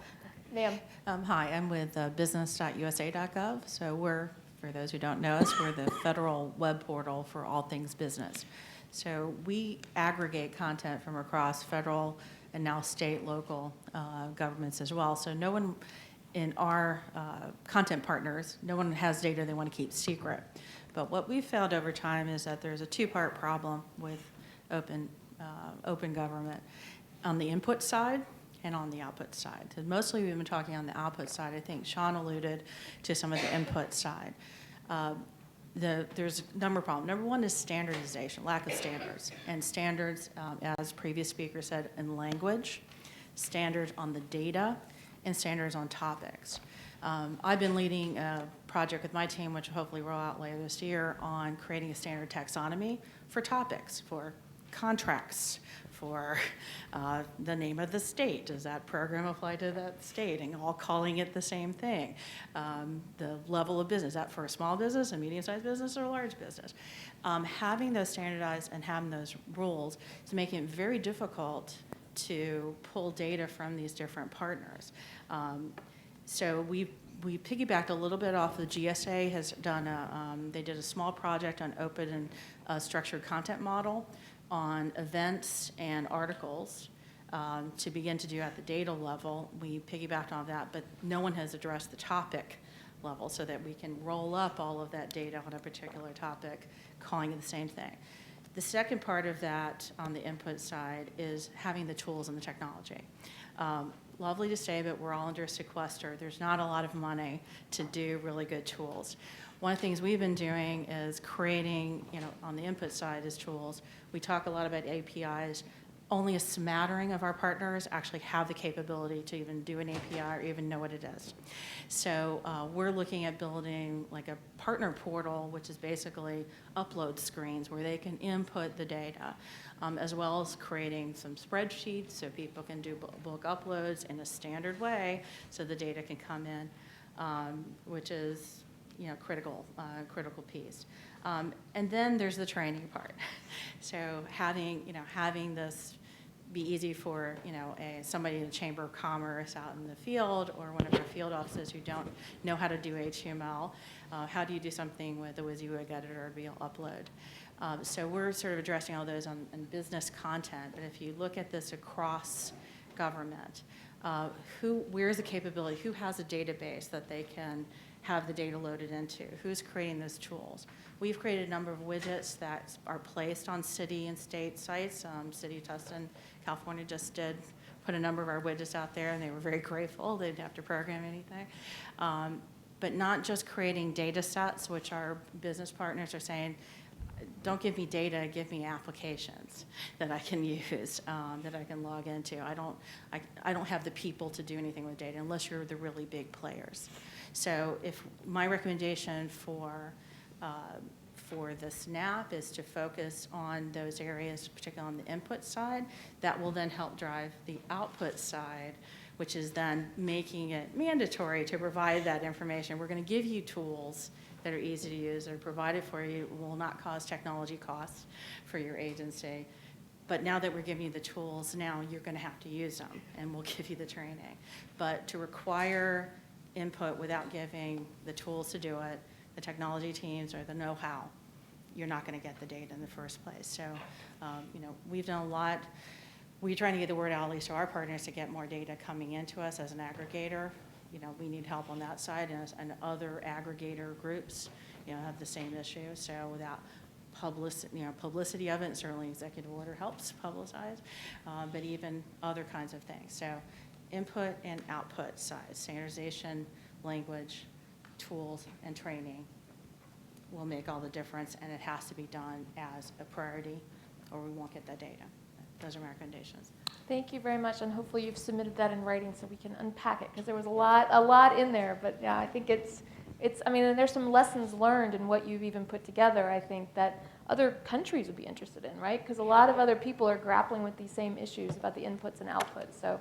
Yeah, and just to add to the country piece, we just finished working with the State Department. They, and the embassies, their people get trade leads about contracts that are open that U.S. companies could bid on. They didn't have any place to put it, so we added onto our existing database, and now they upload those trade leads to us, which we now publish on our site, so American companies can take advantage of that. And we've had some inquiries from other countries, about doing that. So, but standardizing it makes all the difference. That's great. Thank you for that. Sir. Actually, thank you. Hi, my name is Kendrick Jackson. I'm audience development producer at General Assembly here in Washington, D.C. My question stems from, we are currently doing what's I guess it's a public-private social partnership right now with Booz Allen Hamilton, the Department of Commerce, Washington, D.C. government, and another third-party organization, where what we're trying to do is work with agencies that are sort of building out labs to be able to solve sort of the 360 problem. And my question is, based on what our curriculum is doing, we have, I think each organization or each partner is bringing 5 people into these workshops to see whether or not this makes sense. The areas that we're focusing on, I guess in the first week, their main focus is being able to understand how to scrape data and build out an API. The second week is primarily focused on how to do storytelling and visualization with that data. And then there's a third component for individuals that are looking to take that next leap, where we actually introduce them to Python programming and deal with actual data science so they can make predictions off this data. However, they're missing a certain component where, from the civic side, there may be individuals in a neighborhood that are interested in saying, hey, I just want some public data to figure out whether or not we should have a stoplight at this area. Or there's a business owner who says, hey, I'd like to have information to the taxi cab commission's information so I could see where people are dropping and picking things up, or dropping and picking people up, primarily so that we can maybe start our own travel, our own cab company or whatever via mobile. My question is, based on those areas, we do want to also build out a curriculum that focuses on showing those people how to take that data and turn that into a viable business model. So I think overall, with all that you just heard, do you think that there's anything that we're missing in regards to areas that we should be focused on to make sure that when people finish this program, they're able to be, I guess, effective in either their agency, with their business locally, or just as a civic engaged person? Sounds like a Ryan question. I think my biggest recommendation there, it sounds like you're actually bringing a lot of diverse parties to the table, which is pretty awesome, right? You've got Department of Commerce, you've got Booz Hamilton, you've got coders, you've got teachers. You're giving people a new skill, and I think the only recommendation I ever give is that because you brought them all together, find ways to test their ideas as quickly as possible, right? Because they're going to come together and maybe start hacking or coding really quickly. Maybe find ways for them to take a few prototypes and go out into the community or go back to work or go try to pitch the business or idea. I mean, you go to Silicon Valley or New York or Austin, Texas, and if it wasn't in the civic tech space, this would be kind of the same recommendation as well too. Take your idea, try to go out there, try to test it out to see if it works, and if it does, keep scaling and adding more effort. But then it's also building business cases within agencies themselves to say, hey, listen, we've taken this data. How do we build a business case with it to show maybe individuals who are higher up that this is something that we should pay attention to as well? So that's actually very powerful, and I think that's where Sunlight does a really good job, if anything, painting the business case from the outside for initiatives to happen within government. And so this case here, it's, let's say they're in the Department of Ed and they have a really good idea for how they should be using data. And to kind of borrow DJ Patel, who's the chief data scientist, one of his words is creating a data product that can then be owned by an agency. Take those ideas, find ways to share them up, write really great blog posts around them, right? I think that's where Sunlight Foundation does a really good job. You take a data product, you market it incredibly well, and it makes people, one, wake up and do something about it, or at least say registers on the radar that's a really good idea. Thank you. No problem. Thank you all very much. This has been exactly sort of the back and forth and iterative process we wanted. And I thank you to all the panelists. I think one of my favorite things about open government is we have Open the Government Sunlight sitting next to the Office of the Director of National Intelligence and the records management. I mean, that in and of itself is success of the Open Government Partnership, that we're having this conversation in such an open way with the people that are involved in the conversation. So thank you all very much for that. And Corey might just pack us up and send us out. Yeah, thanks everyone for being part of this great discussion today. And we appreciate all the comments and questions that came in online as well as in the room. We weren't able to get to all of your comments and questions that came in online, but we thank you for sharing them. We hope everyone will continue to participate in this discussion and this effort going forward. If you have ideas you'd like to share on the HackPad, we've provided that link through Twitter, and it's available. We'll share that again through the discussion groups and other mechanisms that we use to communicate with one another. And as we leave here today, just let me reiterate instead of iterate. So much iterating happening today. But as we leave here today, let's just remember that this is a partnership between all of us, and we're so glad to have such strong teammates in the room, in Washington, across the country, who are helping us advance open government. It's been a key part of the work of this administration. We share your hope that it continues forward. We'll do everything we can to ensure that happens. And let me leave you all with some homework. We've got some really engaged folks in the room, online, participating in this event today. But there are a lot of teammates, crucial teammates, I would argue, that we're probably missing. So let's get out there into our communities, at work, at home, where we live, where we play, and talk about this important work and bring some others on board. Let's find those crucial teammates and invite them to be part of this process. Draft them. Let's get everyone to work. So thanks so much, everyone, and good luck.